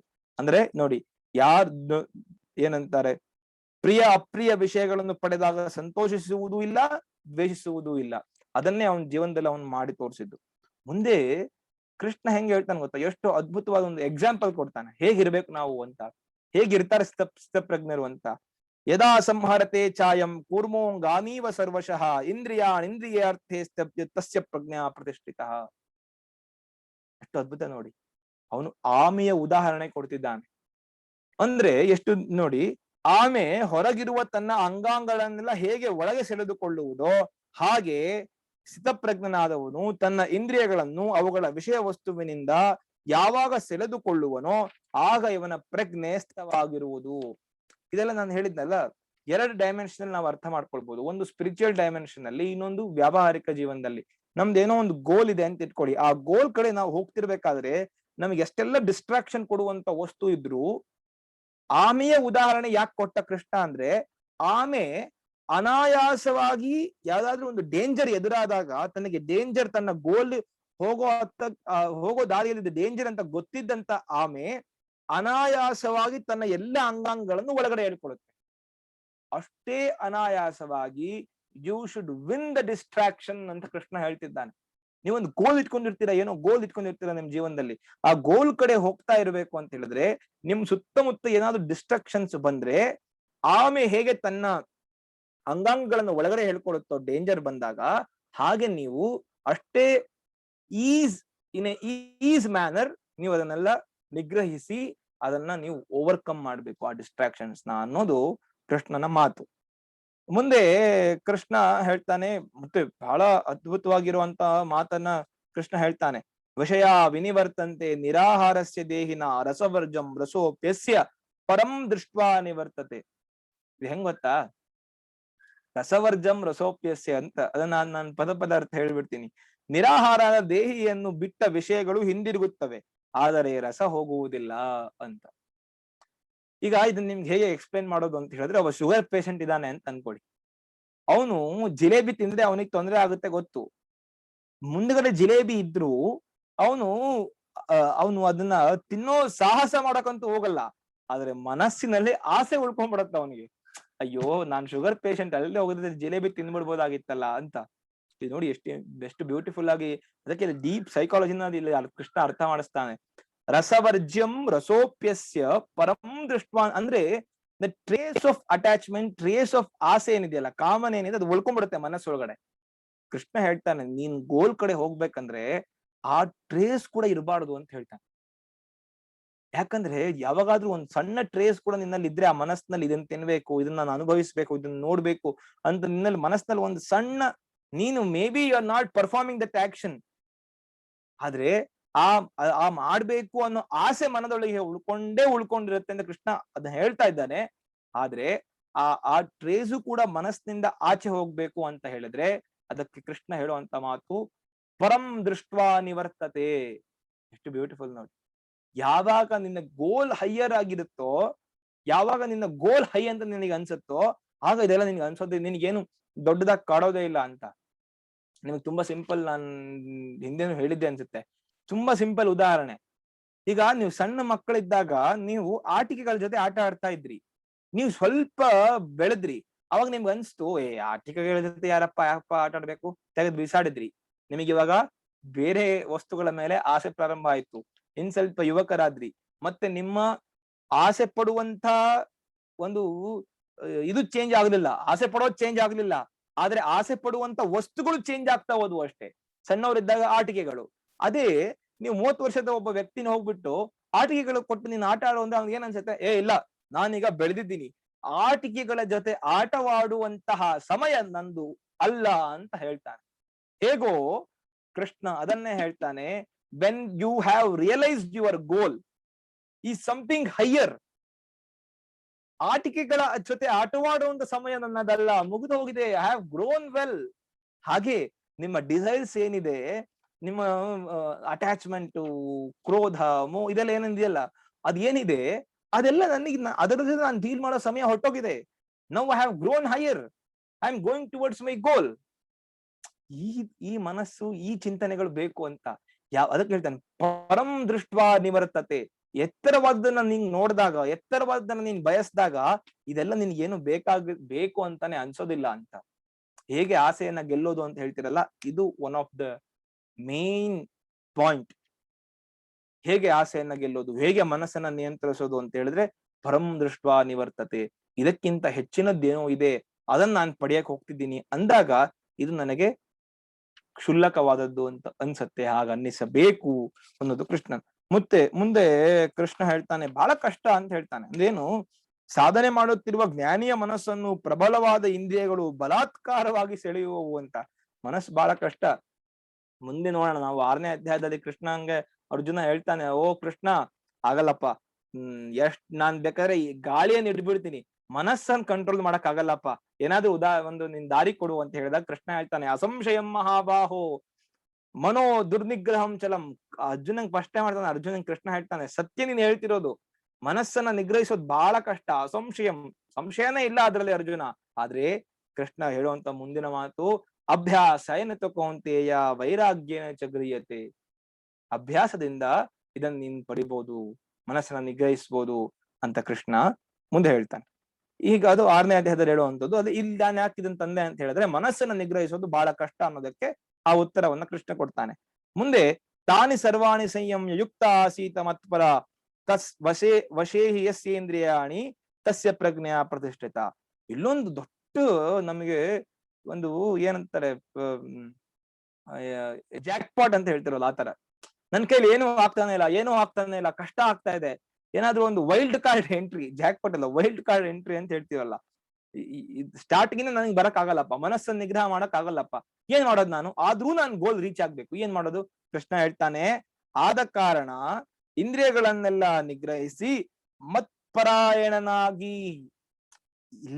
ಇಲ್ಲೇ ನಮ್ಮ ಪೂರ್ವಜರು ಯಾಕೆ ಭಕ್ತಿಯನ್ನ ನಾವು ಅಭ್ಯಾಸ ಮಾಡ್ಬೇಕು, ದೇವರ ಪೂಜೆನೆಲ್ಲ ಯಾಕೆ ಅಭ್ಯಾಸ ಮಾಡ್ಬೇಕು ಅಂತ ಇಲ್ಲೇ ನಮಗೆ ಅದರ ಮುಖ್ಯ ಗೊತ್ತಾಗೋದು. ಇದನ್ನ ರಾಮಾನುಜರು ಬಹಳ ಅದ್ಭುತವಾಗಿ ತಂದ್ರು, ಮಧ್ವಾಚಾರ್ಯರು ಬಹಳ ಅದ್ಭುತವಾಗಿ ಅದನ್ನ ನಮ್ಗೆಲ್ಲ ಪ್ರಚಾರ ಮಾಡಿದ್ರು, ಭಕ್ತಿ ತತ್ವವನ್ನ ಚೈತನ್ಯರು ಬಹಳ ಅದ್ಭುತವಾಗಿ ಹೇಳಿದ್ರು. ಯಾವಾಗ ಒಬ್ಬ ವ್ಯಕ್ತಿಗೋಸ್ಕರ ನಾನೆಲ್ಲ ಕೆಲಸವನ್ನು ಮಾಡ್ತಿದ್ದೀನಿ ಅಂತ ಗೊತ್ತಾಗುತ್ತೋ, ಆಗ ನಾನೆಲ್ಲ ಮರ್ತು ಬಿಡ್ತೀನಿ, ನಾ ಟೆನ್ಷನ್ ಫ್ರೀ ಆಗ್ತೀನಿ ಅಂತ. ಶಿವಾಜಿ ಮಹಾರಾಜರ ಜೀವನದಲ್ಲಿ ಒಂದು ದೊಡ್ಡ ಘಟನೆ ಬರುತ್ತೆ. ಶಿವಾಜಿ ಮಹಾರಾಜರು ಈ ಯುದ್ಧವನ್ನ ಮಾಡಿ ಸಾಕಾಗಿ ಹೋಗ್ಬಿಟ್ಟಿರ್ತಾರೆ, ಅವ್ರ ಮನಸ್ಸು ಆಧ್ಯಾತ್ಮಿಕ ಕಡೆ ಸರಿತಾ ಇರುತ್ತೆ. ಅದಕ್ಕೆ ಶಿವಾಜಿ ಮಹಾರಾಜರು ಎಲ್ಲ ತಮ್ಮ ಇಡೀ ಸಾಮ್ರಾಜ್ಯ, ಹಿಂದವಿ ಸಾಮ್ರಾಜ್ಯ ಏನಿದೆ, ಸಮರ್ಥ ರಾಮದಾಸರ ಪದತಲಗಳಲ್ಲಿ ಅರ್ಪಿಸಿ, ಸಮರ್ಥ ರಾಮದಾಸರೇ, ನಾನೆಲ್ಲವನ್ನು ನಿಮಗೆ ಅರ್ಪಿಸ್ಬಿಡ್ತೀನಿ, ಎಲ್ಲ ರಾಜ್ಯವನ್ನು ನಿಮಗೆ ಬರ್ಕೊಟ್ಬಿಡ್ತೀನಿ, ನಿಮ್ ಶಿಷ್ಯನನ್ನಾಗಿ ಮಾಡಿ ನಂಗೆ ಸನ್ಯಾಸ ಕೊಟ್ಬಿಡಿ ಅಂತ ಹೇಳ್ತಾರೆ. ಸಮರ್ಥ ರಾಮದಾಸ್ ಹೇಳುವಂತ ಮಾತೇನ್ ಗೊತ್ತಾ, ಹೌದಾ ಶಿವಾಜಿ, ಸರಿ ಒಂದ್ ಕೆಲ್ಸ ಮಾಡು, ನಿನಗೆ ಕಷ್ಟ ಆಗ್ತಿದ್ಯಲ್ಲ ರಾಜ್ಯಭಾರ ನಡೆಸೋದು, ಎಲ್ಲ ನನ್ನ ಹೆಸರಿಗೆ ಬರ್ಕೊಟ್ಬಿಡು ಅಂತ ಹೇಳ್ತಾರೆ. ಎಲ್ಲ ಸಮರ್ಥ ರಾಮದಾಸರ ಹೆಸರಿಗೆ ಆಗ್ಲೇ ಬರ್ಕೊಟ್ಬಿಡ್ತಾರೆ. ಬರ್ಕೊಟ್ಬಿಟ್ಮೇಲೆ ಆ ಪ್ರತಿಯನ್ನು ಇಟ್ಕೊಂಡು ಸಮರ್ಥ ರಾಮದಾಸರು ಹೇಳ್ತಾರೆ, ನೀನ್ ನನ್ನ ಶಿಷ್ಯ ಅಲ್ವಾ, ಗುರು ಏನ್ ಹೇಳಿದ್ರು ಕೇಳ್ತೀಯ ಅಲ್ವಾ, ಈಗ ರಾಜ್ಯ ನಿನ್ನದಲ್ಲ, ನನ್ನದು, ನನ್ನ ರಾಜ್ಯವನ್ನ ನೀನ್ ನೋಡ್ಕೊ ಹೋಗು ಅಂತ ಹೇಳಿ ಕಳಿಸ್ತಾರತ್ತೆ. ನೋಡಿ, ಅದಕ್ಕೆ ಹೇಳೋದು, ಅಲ್ಲಿ ಸಂಗಮ್ ತ್ಯಕ್ವಾ ಧನಂಜಯ, ಅಲ್ಲಿ ನನ್ನದು ಅನ್ನೋ ಭಾವನೆ ಇಲ್ಲದೆ ಇದ್ದಾಗ ಶಿವಾಜಿ ಮಹಾರಾಜರು ಇದು ಸಮರ್ಥ ರಾಮದಾಸರ ರಾಜ್ಯ, ನನ್ನ ಗುರುವಿನ ರಾಜ್ಯ ಅಂತ ಇನ್ನ ಹೆಚ್ಚು ಉತ್ಸುಕರಾಗಿ, ಇನ್ನ ಹೆಚ್ಚು ಶಕ್ತಿಶಾಲಿಯಾಗಿ ಯುದ್ಧ ಮಾಡಿ ಹಿಂದವಿ ಸಾಮ್ರಾಜ್ಯವನ್ನ ಸ್ಥಾಪಿಸಿದ್ರು ಅನ್ನೋ ಮಾತು ಬರುತ್ತೆ. ಇದು ಶರಣಾಗತಿಯ ಲಕ್ಷಣ. ಇದಕ್ಕೆ ಎಲ್ಲ ಕೆಲಸಗಳನ್ನು ನನಗೆ ಅರ್ಪಿಸಿ ಮಾಡು. ಮತ್ ಹೇಳ್ತಾನೆ ಯುಕ್ತ ಆಸೀತ ಮತ್ಪ, ನನ್ ಕಡೆ ತಿರುಗಿಸು ಅಂತ ಕೃಷ್ಣ ಹೇಳ್ತೀನಿ. ನಿನ್ ಕಷ್ಟ ಆಗ್ತಿದ್ಯಲ್ಲಪ್ಪ, ನನ್ ಕಡೆ ತಿರುಗಿಸು, ನಾನ್ ನೋಡ್ಕೊಳ್ತೀನಿ. ಎಲ್ಲ ಫಲಾಫಲಗಳನ್ನ ನನಗ್ ಬಿಟ್ಬಿಡು, ನಾನ್ ನೋಡ್ಕೊಳ್ತೀನಿ. ನಿನ್ ಜೀವನ ನಾನ್ ನೋಡ್ಕೊಳ್ತೀನಿ ಅಂತ ದೊಡ್ಡ ಅಶ್ಯೂರೆನ್ಸ್ ಅನ್ನ ಕೃಷ್ಣ ಕೊಡ್ತಿದ್ದಾನೆ. ಮತ್ತೆ ನಾನು ಈ 2ನೇ ಅಧ್ಯಾಯದಲ್ಲಿ ಬಹುಶಃ ಮುಖ್ಯವಾಗಿ ಹೇಳ್ಬೇಕಾಗಿರುವಂತದ್ದು ಈ ಶ್ಲೋಕ. ಧ್ಯಾಯತೋ ವಿಷಯಾನ್ ಪುಂಸಃ ಸಂಗಸ್ತೇಷೂಪಜಾಯತೆ ಸಂಗಾತ್ ಸಂಜಾಯತೆ ಕಾಮಃ ಕಾಮಾತ್ ಕ್ರೋಧೋಭಿಜಾಯತೆ ಕ್ರೋಧಾತ್ ಭವತಿ ಸಮ್ಮೋಹ ಸಮ್ಮೋಹಾತ್ ಸ್ಮೃತಿ ವಿಭ್ರಮ ಸ್ಮೃತಿ ಭ್ರಂಶಾತ್ ಬುದ್ಧಿನಾಶೋ ಬುದ್ಧಿನಾಶಾತ್ ಪ್ರಣಶ್ಯತಿ. ಇದು ಲ್ಯಾಡರ್ ಆಫ್ ಫಾಲ್ ಅಂತ ಹೇಳ್ತಾರೆ. ಒಬ್ಬ ಮನುಷ್ಯನ ಅಧೋಗತಿಗೆ ಇರುವ ಪತನದ ಏಣಿ ಅಂತಾರೆ. ಏನು ಅಂತ ಹೇಳಿದ್ರೆ ನೋಡಿ, ಯಾವುದೇ ಒಂದು ವಸ್ತುವಿನ ಬಗ್ಗೆ ನಿಮಗೆ ಆಸೆ ಹುಟ್ಟಬೇಕಂತ ಹೇಳಿದ್ರೆ ನೀವು ಅದ್ರ ಬಗ್ಗೆ ಚಿಂತೆ ಮಾಡ್ತಾ ಇರ್ಬೇಕು. ಧ್ಯಾಯತೋ ವಿಷಯಾನ್ ಪುಂಸಃ, ಅವಾಗ ಅದ್ರ ಬಗ್ಗೆ ಯೋಚನೆ ಮಾಡ್ತಾ ಮಾಡ್ತಾ ಮಾಡ್ತಾ ನಿಮ್ಗೆ ಅದು ಇಷ್ಟ ಆಗತ್ತೆ. ಫಸ್ಟ್ ಏನ್ ಹೇಳ್ತಾರೆ, ಧ್ಯಾಯತೋ ವಿಷಯಾನ್ ಪುಂಸಃ ಸಂಗಸ್ತೇಷೂಪಜಾಯತೆ, ಅಟ್ಯಾಚ್ಮೆಂಟ್ ಬೆಳುತ್ತೆ. ಈಗ ನೀವೊಂದ್ ಬೈಕ್ ತಗೊಳ್ಬೇಕು ಅಂತ ಇದೀರಾ, ಆ ಬೈಕ್ ಬಗ್ಗೆನೆ ರಾತ್ರಿ ಹಗಲು ನೋಡಿ ಇದೆಲ್ಲ ನಾವು ದಿನ ನಿತ್ಯ ಅನುಭವಿಸುವಂತದ್ದು. ಏನಾದ್ರೂ ಒಂದ್ ನಾವು ನೋಡ್ಬಿಟ್ರೆ ಅದ್ ನಮಗ್ ಬೇಕು ಅನ್ಸ್ಬಿಟ್ರೆ ದಿನ ರಾತ್ರಿ ಅದ್ರ ಬಗ್ಗೆ ಯೋಚನೆ ಮಾಡ್ತಿರ್ತೀವಿ. ಅದು ವ್ಯಕ್ತಿ ಆಗಿರ್ಬೋದು, ವಸ್ತು ಆಗಿರ್ಬೋದು. ಬಹಳ ಮುಖ್ಯ ಇದೆಲ್ಲ. ನಾವು ಈ ಕಾಲೇಜ್ ಡೇಸ್ ಅಲ್ಲಿ ನನಗೆ ಯಾಕಿದಾರ ಟೀಚರ್ಸ್ ಇದ್ದಾರೆ, ಅವ್ರಿಗೆ ಎಷ್ಟೋ ಜನ ಟೀಚರ್ಸ್ಗೆ ಮಕ್ಕಳಲ್ಲಿ ಇರುವಂತ ರಿಲೇಶನ್ಶಿಪ್ ಪ್ರಾಬ್ಲಮ್ಸ್ ನ ಸಾಲ್ವ್ ಮಾಡಕ್ ಗೊತ್ತಿರೋದಿಲ್ಲ. ಯಾಕೆ ಸಾಲ್ವ್ ಮಾಡಕ್ ಗೊತ್ತಿರೋದಿಲ್ಲ ಅಂದ್ರೆ ಅವ್ರಿಗೆ ಇಂಥ ವಿಷಯಗಳು ಗೊತ್ತಿರೋದಿಲ್ಲ ಅಂತ. ಯಾಕೆ ಇದೆಲ್ಲ ಆಗತ್ತೆ ಗೊತ್ತಾ? ಅದ್ರ ವ್ಯಾಲ್ಯೂ ಗೊತ್ತಿಲ್ಲ ನಮ್ಗೆ, ರಿಲೇಶನ್ಶಿಪ್ ವ್ಯಾಲ್ಯೂ ಗೊತ್ತಿಲ್ಲ, ಅದು ಯಾವ ರಿಲೇಶನ್ಶಿಪ್ ಟೈಮ್ ಲೈನ್ ಗೊತ್ತಿಲ್ಲ. ಅದಕ್ಕೆ ಎಲ್ಲರೂ ಈ ತರ ಕಷ್ಟಕ್ಕೆ ಒಳಗಾಗ್ತಾರೆ ಅಂತ. ಮತ್ತೆ ಪರಂ ದೃಷ್ಟ ನಿವರ್ತತೆ, ನನ್ನ ಗೋಲ್ ಏನೋ ಬೇರೆ ಇದೆ, ಅದು ನನ್ಗೆ ಡಿಸ್ಟ್ರಾಕ್ಷನ್ಸ್ ಇದೆಲ್ಲ ಅಂತ ಅನ್ನೋದು ನಮಗೆ ಗೊತ್ತಿಲ್ಲ. ಅದಕ್ಕೆ ಕೃಷ್ಣ ಹೇಳ್ತಿದ್ದಾನೆ, ಲ್ಯಾಡರ್ ಆಫ್ ಫಾಲ್ ಏನಪ್ಪಾ ಅಂತ ಹೇಳಿದ್ರೆ, ನೀನ್ ಯಾವ್ದೋ ವಸ್ತು ಅಥವಾ ವ್ಯಕ್ತಿಯ ಬಗ್ಗೆ ನೀನ್ ಫಸ್ಟ್ ಏನ್ ಮಾಡ್ತೀಯ, ಆ ವಸ್ತು ಅಥವಾ ವ್ಯಕ್ತಿ ಬೇಕು ಅಂತ ಹೇಳಿದಾಗ ನೀನ್ ಅದ್ರ ಬಗ್ಗೆ ಚಿಂತೆ ಮಾಡಕ್ ಶುರು ಮಾಡ್ತೀಯ. ಮನಸ್ಸಲ್ಲಿ ಹಗಲು ರಾತ್ರಿ ಆ ವ್ಯಕ್ತಿ ಅಥವಾ ವಸ್ತುವೇ ಕಣ್ಣು ಮುಂದೆ ಬರುತ್ತೆ. ಹೌದಲ್ವಾ? ಇದೆಲ್ಲ ನೀವು ಅನುಭವಿಸಿರ್ಬೋದು ಅಂತ ನಾನು ಅನ್ಕೊಳ್ತೀನಿ. ಧ್ಯಾಯತೋ ವಿಷಯಾನ್ ಪುಂಸಃ ಸಂಗಸ್ಥೇಷೂಪಜಾಯತೆ, ಅಟ್ಯಾಚ್ಮೆಂಟ್ ಬೆಳೆಯುತ್ತೆ. ಎಂತಹ ಅಟ್ಯಾಚ್ಮೆಂಟ್ ಬೆಳೆಯುತ್ತೆ ಅಂತ ಹೇಳಿದ್ರೆ, ಐ ಲೈಕ್ ಇಟ್ ಅಂತ ಹೇಳ್ತೀರಾ ಫಸ್ಟ್, ಆಮೇಲೆ ಹೇಳ್ತೀರಾ ಎಸ್ ಐ ವಾಂಟ್ ಇಟ್ ಅಂತ ಹೇಳ್ತೀರಾ. ನೋಡಿ, ಫಸ್ಟ್ ಬರೀ ಕಣ್ಣಿಂದ ನೋಡ್ತೀರಾ ವಿಷಯ ಮತ್ತೆ ವ್ಯಕ್ತಿಯ ವಸ್ತುವನ್ನ, ಆಮೇಲೆ ಇಷ್ಟ ಆಗತ್ತೆ ಆ ವಿಷಯ ವ್ಯಕ್ತಿ ವಸ್ತುಗಳು, ಆಮೇಲೆ ನನ್ಗೆ ಬೇಕು ಅಂತ ಅನ್ಸುತ್ತೆ, ಐ ವಾಂಟ್ ಇಟ್ ಅಂತ. ನೆಕ್ಸ್ಟ್ ಏನ್ ಗೊತ್ತಾ, ಸಂಗಸ್ತೇಷೂಪಜಾಯತೆ ಸಂಗಾತ್ ಸಂಜಾಯತೆ ಕಾಮಾತ್, I want to possess it ಅಂತ ಹೇಳ್ತೀರಾ. ಬೇಕೇ ಬೇಕು ನನಗದು, ಅದು ವ್ಯಕ್ತಿ ಆಗಲಿ ವಸ್ತು ಆಗಲಿ. ಎಷ್ಟೋ ನಮ್ಮ ಯುವಕರ ಪ್ರಾಬ್ಲಮ್ಗಳಿಗೆ ಸೊಲ್ಯೂಷನ್ ಇಲ್ಲಿದೆ. ನಮ್ಮ ಯೂತ್ ಫೇಸ್ ಮಾಡ್ತಿರೋ ಎಲ್ಲ ಪ್ರಾಬ್ಲಮ್ಗೂ solution, how to control mind. This is what the main thing to learn to control mind ಅಂತ. ಎಷ್ಟು ಬ್ಯೂಟಿಫುಲ್ ನೋಡಿ. ಸಂಗಾತ್ ಸಂಜಾಯತೆ ಕಾಮಃ ಕಾಮಾತ್ ಕ್ರೋಧೋಭಿಜಾಯತೆ, I want to possess it. First ಮನಸ್ಸಿನಲ್ಲಿ ಅದನ್ನ ಯೋಚನೆ ಮಾಡ್ತೀರಾ, ಆಮೇಲೆ ಐ ಲೈಕ್ ಇಟ್, ಆಮೇಲೆ ಐ ವಾಂಟ್ ಇಟ್, ಆಮೇಲೆ I want to possess it. When something obstruct, ಏನಾದ್ರು ನಿಮ್ಗೆ ಅಬ್ಸ್ಟ್ರಕ್ಟ್ ಮಾಡಿದ್ರೆ ಕೃಷ್ಣ ಹೇಳ್ತಾನೆ ಕಾಮಾತ್ ಕ್ರೋಧೋಭಿಜಾಯತೆ, ಆ ಅಬ್ಸ್ಟ್ರಕ್ಷನ್ ಬಂದಿದ್ರಿಂದ ನಿಮಗೆ ಕೋಪ ಹುಟ್ಟತ್ತೆ. ಯಾರು ನನಗೆ ಇದನ್ನ ಪಡೆಯೋದ್ರಿಂದ ತಡೆಯೋ ಅಂತವನು. ಕಾಮಾತ್ ಕ್ರೋಧೋಭಿಜಾಯತೆ ಕ್ರೋಧಾತ್ ಭವತಿ ಸಮ್ಮೋಹ, ಅದರಿಂದ ನಾನು ನಿಜವಾಗ್ಲೂ ಯಾರು ಅಂತಾನೆ ಮರ್ತೋಗ್ತೀವಿ. ಅಪ್ಪ ಅಮ್ಮನಿಗೆ ಬೈಕ್ ಕೇಳಿರ್ತಾನೆ, ಬೈಕ್ ಅಪ್ಪ ಅಮ್ಮ ಇವಾಗ ಬೇಡಪ್ಪ ಮುಂದಿನ ವರ್ಷ ತಗೋ ಅಂತ ಹೇಳ್ತಾರೆ. ಏನ್ ಅವ್ ನನ್ನ ತಂದೆ ತಾಯಿ ಅಂತ ಅನ್ನೋದು ಮರ್ತು ಅವ್ರ ಮೇಲೆ ಯಾಕೆ ಒಂದು ಬೈಕಿಗೋಸ್ಕರ, ಆ ಬೈಕಿಗೋಸ್ಕರ ಅವ್ರು ನನ್ನ ತಂದೆ ತಾಯಿ ನಾನು ಅವ್ರ ಮಗ ಅನ್ನೋದು ಮರ್ತೋಗ್ತಾನೆ. ಅದಕ್ಕೆ ಕೃಷ್ಣ ಹೇಳ್ತಿದ್ದಾನೆ, ನಾನು ಎಕ್ಸಾಂಪಲ್ ಕೊಡ್ತಿದ್ದೀನಿ ಅಷ್ಟೇ. ಕ್ರೋಧಾತ್ ಭವತಿ ಸಮ್ಮೋಹ ಸಮ್ಮೋಹಾತ್ ಸ್ಮೃತಿ ವಿಭ್ರಮ, ಅವ್ನ್ ಯಾರು, ಅವನ್ ಮುಂದೆ ಇರೋರು ಯಾರು ಎಲ್ಲ ಮರ್ತೋಗ್ತಾನೆ. ಬುದ್ಧಿನಾಶಾತ್ ಪ್ರಣಶ್ಯತಿ, ಅದ್ರಿಂದ ಅವನ ವಿನಾಶವಾಗತ್ತೆ. ಇದರಿಂದ ಬಹಳ ಮುಖ್ಯವಾದ ಕೃಷ್ಣ ಏನ್ ಹೇಳ್ತಿದ್ದಾನೆ ಅಂತ ಹೇಳಿದ್ರೆ, ನಾವು ವೆರಿ ಫಸ್ಟ್ ಥಿಂಗ್ ಏನು ಅಂತ ಹೇಳಿದ್ರೆ, ಏನು ಧ್ಯಾಯತೋ ವಿಷಯಾನ್ ಪುಂಸಃ ಸಂಗಸ್ತೇಷೂಪಜಾಯತೆ, ಈ ಅಟ್ಯಾಚ್ಮೆಂಟ್ ಬೆಳೆಯೋದೇ ನಮ್ಮ ಥಾಟ್ಸ್ ಇಂದ. ಬಹಳ ವಿವೇಕಾನಂದ ಯಾವಾಗ್ಲೂ ಇದ್ರ ಬಗ್ಗೆ ನಮ್ಗೆ ಹೇಳ್ತಾರೆ, ಥಾಟ್ಸ್ ಬಹಳ ಮುಖ್ಯ ಒಬ್ಬ ಮನುಷ್ಯನಿಗೆ ಅಂತ. ಆ ಥಾಟ್ಸ್ ಅನ್ನ ನೀವು ಪ್ಯೂರಿಫೈ ಮಾಡ್ಕೊಳ್ತಾ ಬಂದ್ರೆ ನೀವು ಅದ್ಭುತವಾದ ಪರಿಣಾಮಗಳನ್ನ ನೋಡ್ಬಹುದು ಅಂತ ಈ ಭಗವದ್ಗೀತೆ 2ನೇ ಅಧ್ಯಾಯ ಬಹುಶಃ ಇಲ್ಲಿಗೆ ನಾವು ಕಂಪ್ಲೀಟ್ ಆಗಿ ಮುಗಿಸಿದ್ವಿ. ಮತ್ತೆ ಬಹಳ ಮುಖ್ಯವಾಗಿ ಕೃಷ್ಣ ಹೇಳ್ತಾ ಬರ್ತಾನೆ. ಇದನ್ನೆಲ್ಲ ನಾನು ಮುಖ್ಯವಾದ ಆಸ್ಪೆಕ್ಟ್ಸ್ ನ ಈ 2ನೇ ಅಧ್ಯಾಯದಲ್ಲಿ ಕವರ್ ಮಾಡಿದ್ದೀನಿ. ನೆನ್ಪಿಟ್ಕೊಳ್ಳಿ, ಒಂದು ಸಮರೈಸ್ ನಾವು ಬರೀ 4 ವಾಕ್ಯಗಳಲ್ಲಿ ಹೋಗ್ಬೇಕಂದ್ರೆ, ಮೊದಲನೇದು ಶರಣಾಗತಿಯ ಭಾವ. ನಾವು ಏನು ಶರಣಾಗತಿ ಆಗದೆ ಇದ್ರೆ ನಮಗೆ ಯಾವ ಜ್ಞಾನವೂ ಸಿಗೋದಿಲ್ಲ. ಶಿಷ್ಯಸ್ತೇಹಂ ಶಾದಿಮಾಂ ತ್ವಾಂ ಪ್ರಪನ್ನ ಅಂತ ಅರ್ಜುನ ಶರಣಾಗತಿ ಆದಾಗ ಕೃಷ್ಣ ಅರ್ಜುನನಿಗೆ ಹೇಳಿಕೊಡುವಂತಹದ್ದು ಸಾಂಖ್ಯ ಯೋಗ. ಇದು 2ನೇ ಅಧ್ಯಾಯದ 2ನೇ ಭಾಗ. ಸಾಂಖ್ಯ ಯೋಗ ಅಂದ್ರೆ ಆತ್ಮ ಮತ್ತೆ ದೇಹ ತತ್ವ. ಆತ್ಮ ಅಂದ್ರೆ ಏನು, ಆತ್ಮ ಶಾಶ್ವತ, ದೇಹ ಅಶಾಶ್ವತ, ಇದನ್ನ ಹೇಳ್ಕೊಡುವಂತದ್ದೇ ಸಾಂಖ್ಯ ಯೋಗ. ಆಮೇಲೆ ಬುದ್ಧಿಯುಕ್ತವಾದ ಕರ್ಮಯೋಗವನ್ನ ಕೃಷ್ಣ ಹೇಳ್ಕೊಡ್ತಾನೆ, ಅದನ್ನ ಬುದ್ಧಿಯೋಗ ಅಂತ ಕೂಡ ನೀವು ಕರಿಬಹುದು. ಅದಾದ್ಮೇಲೆ ಸ್ಥಿತ ಪ್ರಜ್ಞನ ಲಕ್ಷಣ, ಇಂತಹ ಬುದ್ಧಿಯನ್ನ ಪಡೆದಂತಹ ವ್ಯಕ್ತಿ ಹೇಗಿರ್ತಾನೆ ಅನ್ನೋದೇ, ಅವನ ಲಕ್ಷಣಗಳನ್ನ ಎಕ್ಸ್ಪ್ಲೈನ್ ಮಾಡೋದೇ ಈ 4ನೇ ಭಾಗ. ಸಾಧ್ಯವಾದಷ್ಟು ಮಟ್ಟಿಗೆ ಎಷ್ಟು ಆಗತ್ತೋ ಅಷ್ಟನ್ನು ನಾನು ಈ 4 ಸೆಷನ್ ಅಲ್ಲಿ ಕವರ್ ಮಾಡಿದ್ದೀನಿ ಅಂತ ಅನ್ಕೊಳ್ತೀನಿ. ಈ ಒಂದು ಎಕ್ಸ್ಪ್ಲನೇಷನ್ ಒಂದಿಗೆ ನಾನು ನನ್ನ ಮಾತುಗಳನ್ನು ಮುಗಿಸ್ತೀನಿ. ಧನ್ಯವಾದ.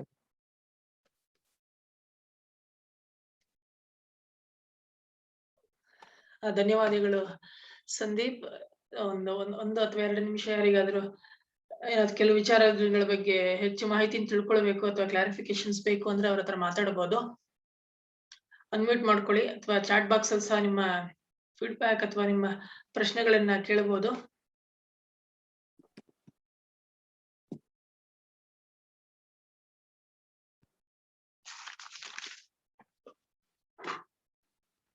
ಯಾರಿಗೂ ಯಾವುದೇ ರೀತಿಯಾದಂತ ಪ್ರಶ್ನೆಗಳಿಲ್ಲ ಅಂದ್ರೆ, ಸೊ ಇವತ್ತ ನಾನು ಮೊದಲಿಗೆ ಸಂದೀಪ್ ವಸಿಷ್ಠ ಅವರಿಗೆ ವಂದನೆಗಳನ್ನು ತಿಳಿಸ್ತೇನೆ. ಮತ್ತೆ ಇವತ್ತಿನ ಸಂಕ್ಷಿಪ್ತವಾಗಿ ಇವತ್ತಿನ ಸಾಂಖ್ಯ ಯೋಗದ 4ನೇ ಭಾಗದಲ್ಲಿ ಅವರು ತಿಳಿಸ್ಕೊಟ್ಟಂತ ವಿಷಯಗಳ ಬಗ್ಗೆ ಹೇಳ್ಬೇಕಾದ್ರೆ, ಸೊ ಇಲ್ಲೂ ಸಹ 4ನೇ ಭಾಗದಲ್ಲೂ ಕೃಷ್ಣ ಅರ್ಜುನನಿಗೆ ನೀವು ಯುದ್ಧ ಮಾಡು ಅನ್ಲಿಕ್ಕೆ ಯಾವ್ಯಾವ ರೀತಿ ಎಲ್ಲ ಹೇಳ್ತಾ ಇದ್ದಾನೆ ಅನ್ನೋದು ತಿಳಿಸ್ಕೊಟ್ರು. ಸೊ ನೀನ್ ಏನೇ ಮಾಡಿದ್ರು ಕೃಷ್ಣ ಹೇಳ್ತಾನೆ ಅರ್ಜುನನ್ಗೆ, ನೀನ್ ಅಟ್ಯಾಚ್ಮೆಂಟ್ ಅನ್ನೋದನ್ನ ನೀನು ಬಿಡ್ಬೇಕು, ಅವಾಗ ಮಾತ್ರ ನೀನು ಯುದ್ಧ ಮಾಡ್ಲಿಕ್ಕೆ ನೀನು ಸಜ್ಜನಾಗ್ತೀಯ ಅಂತ ಹೇಳ್ತಾರೆ. ಮತ್ತೆ ಯೋಗಿ ಅಂದ್ರೆ ಯಾರು ಸಿದ್ಧಿ ಮತ್ತೆ ಅಸಿದ್ಧಿ, ಮಾನ ಅಪಮಾನ, ಕಷ್ಟ ಸುಖ, ಜಯ ಅಪಜಯ ಇದನ್ನ ಸಮಾನವಾಗಿ ನೋಡ್ತಾನೆ, ಅವನು ಯೋಗಿ ಅಂತ ತಿಳಿಸ್ಕೊಡ್ತಾನೆ. ಮತ್ತೆ ಅವಧೂತ ಅವರ ಒಂದು ಉದಾಹರಣೆಯೊಂದಿಗೆ ಪ್ರಕೃತಿಯ ಅವ್ರು ಯಾವ ರೀತಿ ಪ್ರಕೃತಿಯನ್ನೇ ಒಂದು ಪಾಠವನ್ನಾಗಿ ತೊಡಗಿಸ್ಕೊಂಡಿರೋದು, ಅದೇ ರೀತಿ ನಾವು ಸಹ ತೊಡಗಿಸ್ಕೋಬೇಕು ಅನ್ನೋದೊಂದು ವಿಷಯ ತಿಳಿಸ್ಕೊಟ್ರು. ಹಾಗೆ ನಮ್ಮ ಜೀವನದಲ್ಲಿ ಯಾವುದೇ ರೀತಿ ಅಬ್ಸ್ಟಕಲ್ ಬಂದ್ರು ಅದರಿಂದ ಯಾವ ರೀತಿ ಮುನ್ನುಗ್ಗಬೇಕು ಅನ್ನೋದನ್ನ, ಒಂದು ಗಂಗೆ ಯಾವ ರೀತಿ ಹರಿದು ಮುಂದೆ ಹೋಗ್ತಾಳೆ, ಸೊ ಹೇಗೆ ಹರಿಯೋದನ್ನ ನಾವು ಗಂಗೆಯಿಂದ ತಿಳ್ಕೊಳ್ಬೇಕು ಅಂತ ಒಂದು ಉದಾಹರಣೆ ಮೂಲಕ ನಮ್ಗೆ ತಿಳಿಸ್ಕೊಟ್ರು. ಹೇಗೆ ಗಂಗೆ ಹರಿಯೋದ್ ನಿಲ್ಸೋದಿಲ್ವಾ, ಹಾಗೆ ನಮ್ಮ ಜೀವನದಲ್ಲಿ ನಾವು ಮುಂದುವರಿಬೇಕು ಅಂದ ಒಂದು ಉದಾಹರಣೆಯೊಂದಿಗೆ ನಮ್ಗೆ ತಿಳಿಸ್ಕೊಟ್ರು. ಮತ್ತೆ higher the goal greater the abstract, ದೊಡ್ಡ ಗುರಿ ಇಟ್ಕೊಳ್ಬೇಕು ನಾವು ಯಾವತ್ತು, ಸೊ ಅದರಿಂದಾನೇ ನಾವು ಜೀವನ ಪಾಠವನ್ನು ಕಲಿಯಕ್ ಆಗೋದು ಅಂತ ತಿಳಿಸ್ಕೊಟ್ರು. ಮತ್ತೆ ಆದರ್ಶ ವ್ಯಕ್ತಿಗಳನ್ನ ಹಾಗೆ ಯಾರನ್ನ ಸಹ ನಮ್ಮ ಈಗ ಬದುಕಿನಲ್ಲಿ ನಾವು ನೋಡ್ಕೊಳ್ಬೇಕು ಅಂತ, ಶಿಕ್ಷಕರು, ರೈತ, ಸೈನಿಕ, ಇವರಿಗೆ ನಾವು ಈ ಭಗವದ್ಗೀತೆಯ ನಾವು ತಿಳಿಸ್ಕೊಟ್ರೆ ಅವರಿಂದ ಅವರ ಸ್ಟೂಡೆಂಟ್ಸ್ ಗಳಿಗೆ ಅಥವಾ ವಿದ್ಯಾರ್ಥಿಗಳಿಗೆ ಈ ವಿಷಯಗಳು ತಿಳಿದಾಗ ಅವಾಗ ಎಲ್ಲರಲ್ಲೂ ಈ ಒಂದು ಭಗವದ್ಗೀತೆ ಜೀವನದ ಕೈಪಿಡಿ ಅಂತ ನಾವೇನ್ ಪ್ರೋಗ್ರಾಮ್ ಮಾಡ್ತಿರ್ತೀವಿ ಅದು ಸಾರ್ಥಕ ಆಗತ್ತೆ ಅಂತ ಹೇಳಿದ್ರು. ಮತ್ತೆ ಸಂಜಯ್ ರಾಜನ ಒಂದು ಉದಾಹರಣೆ ಕೊಟ್ಟು, ಅವರ ಅಮ್ಮ ಯಾವ ರೀತಿ ಸಂಜಯನಿಗೆ ಕಿವಿ ಮಾತು ಹೇಳ್ತಾರೆ, ಸೊ ಬದುಕಿದ್ರೆ ನೀನ್ ಕಿಡಿಯಾಗಿ ಬದುಕ್ಬೇಕು, ಸೊ ಹೊಗೆಯಾಗಿ ಬದುಕಬಾರದು ಅಂತ. ಸೊ ಈ ಒಂದು ಕಿವಿ ಮಾತನ್ನ ನಮ್ಗೆ ಹೇಳ್ಕೊಟ್ರು. ಮತ್ತೆ ಅರ್ಜುನನ್ಗೆ ಕೃಷ್ಣ ಮತ್ತೆ ಹೇಳ್ತಾನೆ ವರ್ಕ್ ವಿತ್ ಬುದ್ಧಿಯೋಗ ಅಂತ. ಮತ್ತೆ reaching the goal is not important, striving to reach the goal important ಅಂತ ಈ ವಿಷಯನ ವಿಸ್ತಾರವಾಗಿ ಉದಾಹರಣೆಗಳ ಮುಖಾಂತರ ತಿಳಿಸ್ಕೊಟ್ರು. ಮತ್ತೆ ಸ್ಕಿಲ್ ಬಗ್ಗೆ ನಮ್ಗೆ ಕರ್ಮ ಕೌಶಲ್ಯ ಯೋಗದಲ್ಲಿ ಕೌಶಲ್ಯದ ಬಗ್ಗೆ ತುಂಬಾ ಮಾಹಿತಿಯನ್ನು ಕೊಟ್ರು ನಮ್ಗೆ. ಸೊ ನಾವ್ ಈಗ ಏನು ನಾವು ಥಿಯರಿಟಿಕಲ್ ನಾಲೆಡ್ಜ್ ನಮ್ಮ ಸ್ಟೂಡೆಂಟ್ಸ್ ಗಳ ಅಥವಾ ನಾವು ಕಲಿತಾ ಇದೀವಿ, ದ ಪ್ರಾಕ್ಟಿಕಲ್ ನಾಲೆಡ್ಜ್ ನಮ್ಮಲ್ಲಿ ಏನ್ ಕೌಶಲ್ಯ ಅಥವಾ ಸ್ಕಿಲ್ ಬೇಸ್ಡ್ ಎಜುಕೇಶನ್ ಶುರು ಆಗ್ಬೇಕು ಅಂತ ಹೇಳಿದ್ರು. ಮತ್ತೆ ಈಗಿನೇನ್ ಋಷಿ ಮುನಿಗಳು ಯಾರು ನಮ್ಮ ಹಿಂದೆ ಪೂರ್ವಜರುಗಳೆಲ್ಲ ಇದ್ರು, ಅವ್ರನ್ನ ಸೈಂಟಿಸ್ಟ್ ಅದು ಯಾವ ರೀತಿ ಅವ್ರ ಅನ್ವೇಷಣೆಗಳನ್ನ ಮಾಡಿ ನಮ್ಗೆ ಕೊಡುಗೆಯಾಗಿ ಕೊಟ್ಟಿದ್ದಾರೆ ಅನ್ನೋದನ್ನ ವಿವರವಾಗಿ ಹೇಳಿದ್ರು. ರಮಣ ಮಹರ್ಷಿಗಳ ಒಂದು ಉದಾಹರಣೆಗಳನ್ನು ಕೊಟ್ರು. ಸೊ ಯಾವ ರೀತಿ ಕೌಶಲ್ಯ ನಮ್ಗೆ ಉಪಯೋಗಕ್ಕೆ ಬರುತ್ತೆ ಅಂತ. ಬಟ್ ಒಂದು ಡಾಕ್ಟರ್ ಎಕ್ಸಾಂಪಲ್ ಕೊಟ್ರು. ಅವ್ನು ಎಷ್ಟೇ ಎಕ್ಸ್ಪರ್ಟೈಸ್ ಆಗಿ ಅವ್ನು ಎಷ್ಟೇ ಸ್ಕಿಲ್ ಇದ್ರು ಸಹ, ಎಷ್ಟೇ 1000 ಆಪರೇಷನ್ಸ್ ಗಳು ಮಾಡಿದ್ರು ಸಹ, ತನ್ನ ಮಗನ ಆಪರೇಷನ್ ಮಾಡುವಾಗ ಅವ್ನ ಕೌಶಲ್ಯ ಬುದ್ಧಿ ಎಲ್ಲ ಯಾವ ರೀತಿ ಅವನ ಕೈ ಬಿಟ್ಟು ಹೋಗುತ್ತೆ ಅಂತ. ಮತ್ತೆ ಅರ್ಜುನ ಕೇಳ್ತಾನೆ ಕೃಷ್ಣನಿಗೆ ಸ್ಥಿತಪ್ರಜ್ಞ ಹೇಗಿರ್ತಾನೆ ಅಂತ ಕೇಳಿದಾಗ ಹಲವಾರು ಉದಾಹರಣೆಗಳೊಂದಿಗೆ ನಮ್ಮೊಂದಿಗೆ ಚರ್ಚೆ ಮಾಡಿದ್ರು. ಸೊ ಅದಕ್ಕೆ ಕೃಷ್ಣ ಏನ್ ಹೇಳ್ತಾನೆ, ಮನಸ್ಸಿನಲ್ಲಿರುವ ಎಲ್ಲಾ ಕಾಮನೆಗಳನ್ನು ತೊರೆದು ಆತ್ಮದ ಸಂತುಷ್ಟನಾಗಿ ಯಾರು ಇರ್ತಾನೋ ಅವನು ಸ್ಥಿತಪ್ರಜ್ಞನು ಅಂತ ಹೇಳ್ತಾನೆ. ಮತ್ತೆ ದುಃಖದಲ್ಲಿ ಉದ್ಯೋಗ ಇಟ್ಕೊಳ್ದೇ ಇರೋನು, ಸುಖದಲ್ಲಿ ಸುಖವಾಗಿರದೇ ಇರೋದವನು, ಮತ್ತೆ ರಾಗ ಭಯ ಕ್ರೋಧ ಇದನ್ನೆಲ್ಲ ಗೆದ್ದು ಬಂದವನು ಸ್ಥಿತಪ್ರಜ್ಞನಾಗಿರ್ತಾನೆ ಅಂತ ಹೇಳ್ತಾನೆ ಕೃಷ್ಣ. ಹಾಗೆ ಒಂದು ರಾಬರ್ಟ್ ಆಶ್ ಅಂತ ಒಂದು ಉದಾಹರಣೆ ತುಂಬಾ ಚೆನ್ನಾಗಿ ಹೇಳಿದ್ರು. ಸೊ ಅವನ ಅಭಿಮಾನಿ ಒಂದು ಲೆಟರ್ ಬರೆದಾಗ ಯಾವ ರೀತಿ ಅವನು ಸ್ಥಿತಪ್ರಜ್ಞ ಇದನ್ನ ಅವನು ಆ ಲೆಟರ್ಗೆ ಉತ್ತರ ಕೊಡ್ತಾನೆ ಅಂತ. ಸೊ ವಿಸ್ತಾರವಾಗಿ ಅದನ್ನ ಹೇಳ್ಕೊಟ್ರು. ಮತ್ತೆ ಒಂದು ಆಮೆ ಎಕ್ಸಾಂಪಲ್ ಸಹ ಕೊಟ್ರು ನಮ್ಗೆ. ಸೊ ಯಾವ ರೀತಿ ಅದು ಬಂದಂತ ಡಿಸ್ಟ್ರಾಕ್ಷನ್ ಯಾವ ರೀತಿ ಅದನ್ನ ತಾನು ಕಾಪಾಡ್ಕೊಳ್ಳುತ್ತೆ, ಅದೇ ರೀತಿ ನಾವು ನಮ್ಮ ಜೀವನದಲ್ಲಿ ಏನೇ ಡಿಸ್ಟ್ರಾಕ್ಷನ್ಸ್ ಗಳು ಬಂದ್ರು ಸೊ ಅದನ್ನ ನಾವ್ ಯಾವ ರೀತಿ ಅದನ್ನ ನಿಗ್ಗಿಸಿ ಮುಂದೆ ಹೋಗ್ಬೇಕು ಅಂತ. ಮತ್ತೆ ಇವನ್ ಎಲ್ಲಾ ಇಂದ್ರಿಯಗಳನ್ನು ನಿಲ್ಸಿ ನೀನು ಅದನ್ನ ನನ್ನಲ್ಲಿ ಶರಣನಾಗತನಾಗು ಅಂತ ಕೃಷ್ಣ ಅರ್ಜುನಿಗೆ ಮತ್ತೆ ಮತ್ತೆ ಹೇಳ್ತಾನೆ. ಮತ್ತೆ ಈ ಒಂದು ಉದಾಹರಣೆ ಕೊಡ್ಬೇಕಾದ್ರೆ ಶಿವಾಜಿ ಮಹಾರಾಜರ ಒಂದು ಉದಾಹರಣೆ ಕೊಟ್ಟು ಸೊ ಅದ್ರಲ್ಲಿ ನಮ್ಗೆ ಅರ್ಥ ಮಾಡಿಸ್ತಾರೆ. ಮತ್ತೆ ಈ 4 ಭಾಗಗಳನ್ನು ತುಂಬಾ ಅಚ್ಚುಕಟ್ಟಾಗಿ ವಿಸ್ತಾರವಾಗಿ ಸಾಂಖ್ಯಯೋಗದಲ್ಲಿ ಕೃಷ್ಣ ಯಾವ್ಯಾವ ರೀತಿಯಲ್ಲಿ ಯಾವ್ಯಾವ ವಿಧದಲ್ಲಿ ಅರ್ಜುನನಿಗೆ ಮನದಟ್ಟು ಮಾಡ್ತಾ ಇದ್ದಾನೆ, ಸೊ ನೀನು ಯುದ್ಧ ಮಾಡು ಅನ್ನೋದನ್ನ ಸಂಕ್ಷಿಪ್ತವಾಗಿ ತಿಳಿಸ್ಕೊಟ್ರು. ಸೊ ಇಲ್ಲಿಗೆ 2ನೇ ಅಧ್ಯಾಯ ಇವತ್ತಿಗೆ ಮುಗ್ದಿದೆ. ಸೊ ಮುಂದಿನ ವಾರದಲ್ಲಿ 3ನೇ ಅಧ್ಯಾಯವನ್ನು ಶುರು ಮಾಡ್ತಾರೆ. ಸೊ ಇಲ್ಲಿಗೆ ಈ ಕಾರ್ಯಕ್ರಮವನ್ನು ಮುಗಿಸೋಣ. ಸೊ ಮತ್ತೆ ಸಂದೀಪ್ ವಶಿಷ್ಠ ಅವ್ರಿಗೆ ನಾನು ಒಂದೇ ಕೋರ್ತೇನೆ. ಮತ್ತೆ ಇವತ್ತು ಯಾರ್ಯಾರು ಈ ಕಾರ್ಯಕ್ರಮಕ್ಕೆ ಆಗಮಿಸಿದಾರ ಎಲ್ಲರಿಗೂ ಸಹ ನಾನು ಒಂದೇ ಹೇಳ್ತಾ ಇವತ್ತಿನ ಕಾರ್ಯಕ್ರಮವನ್ನು ಮುಗಿಸೋಣ. ಕೃಷ್ಣಾರ್ಪಣಮಸ್ತು.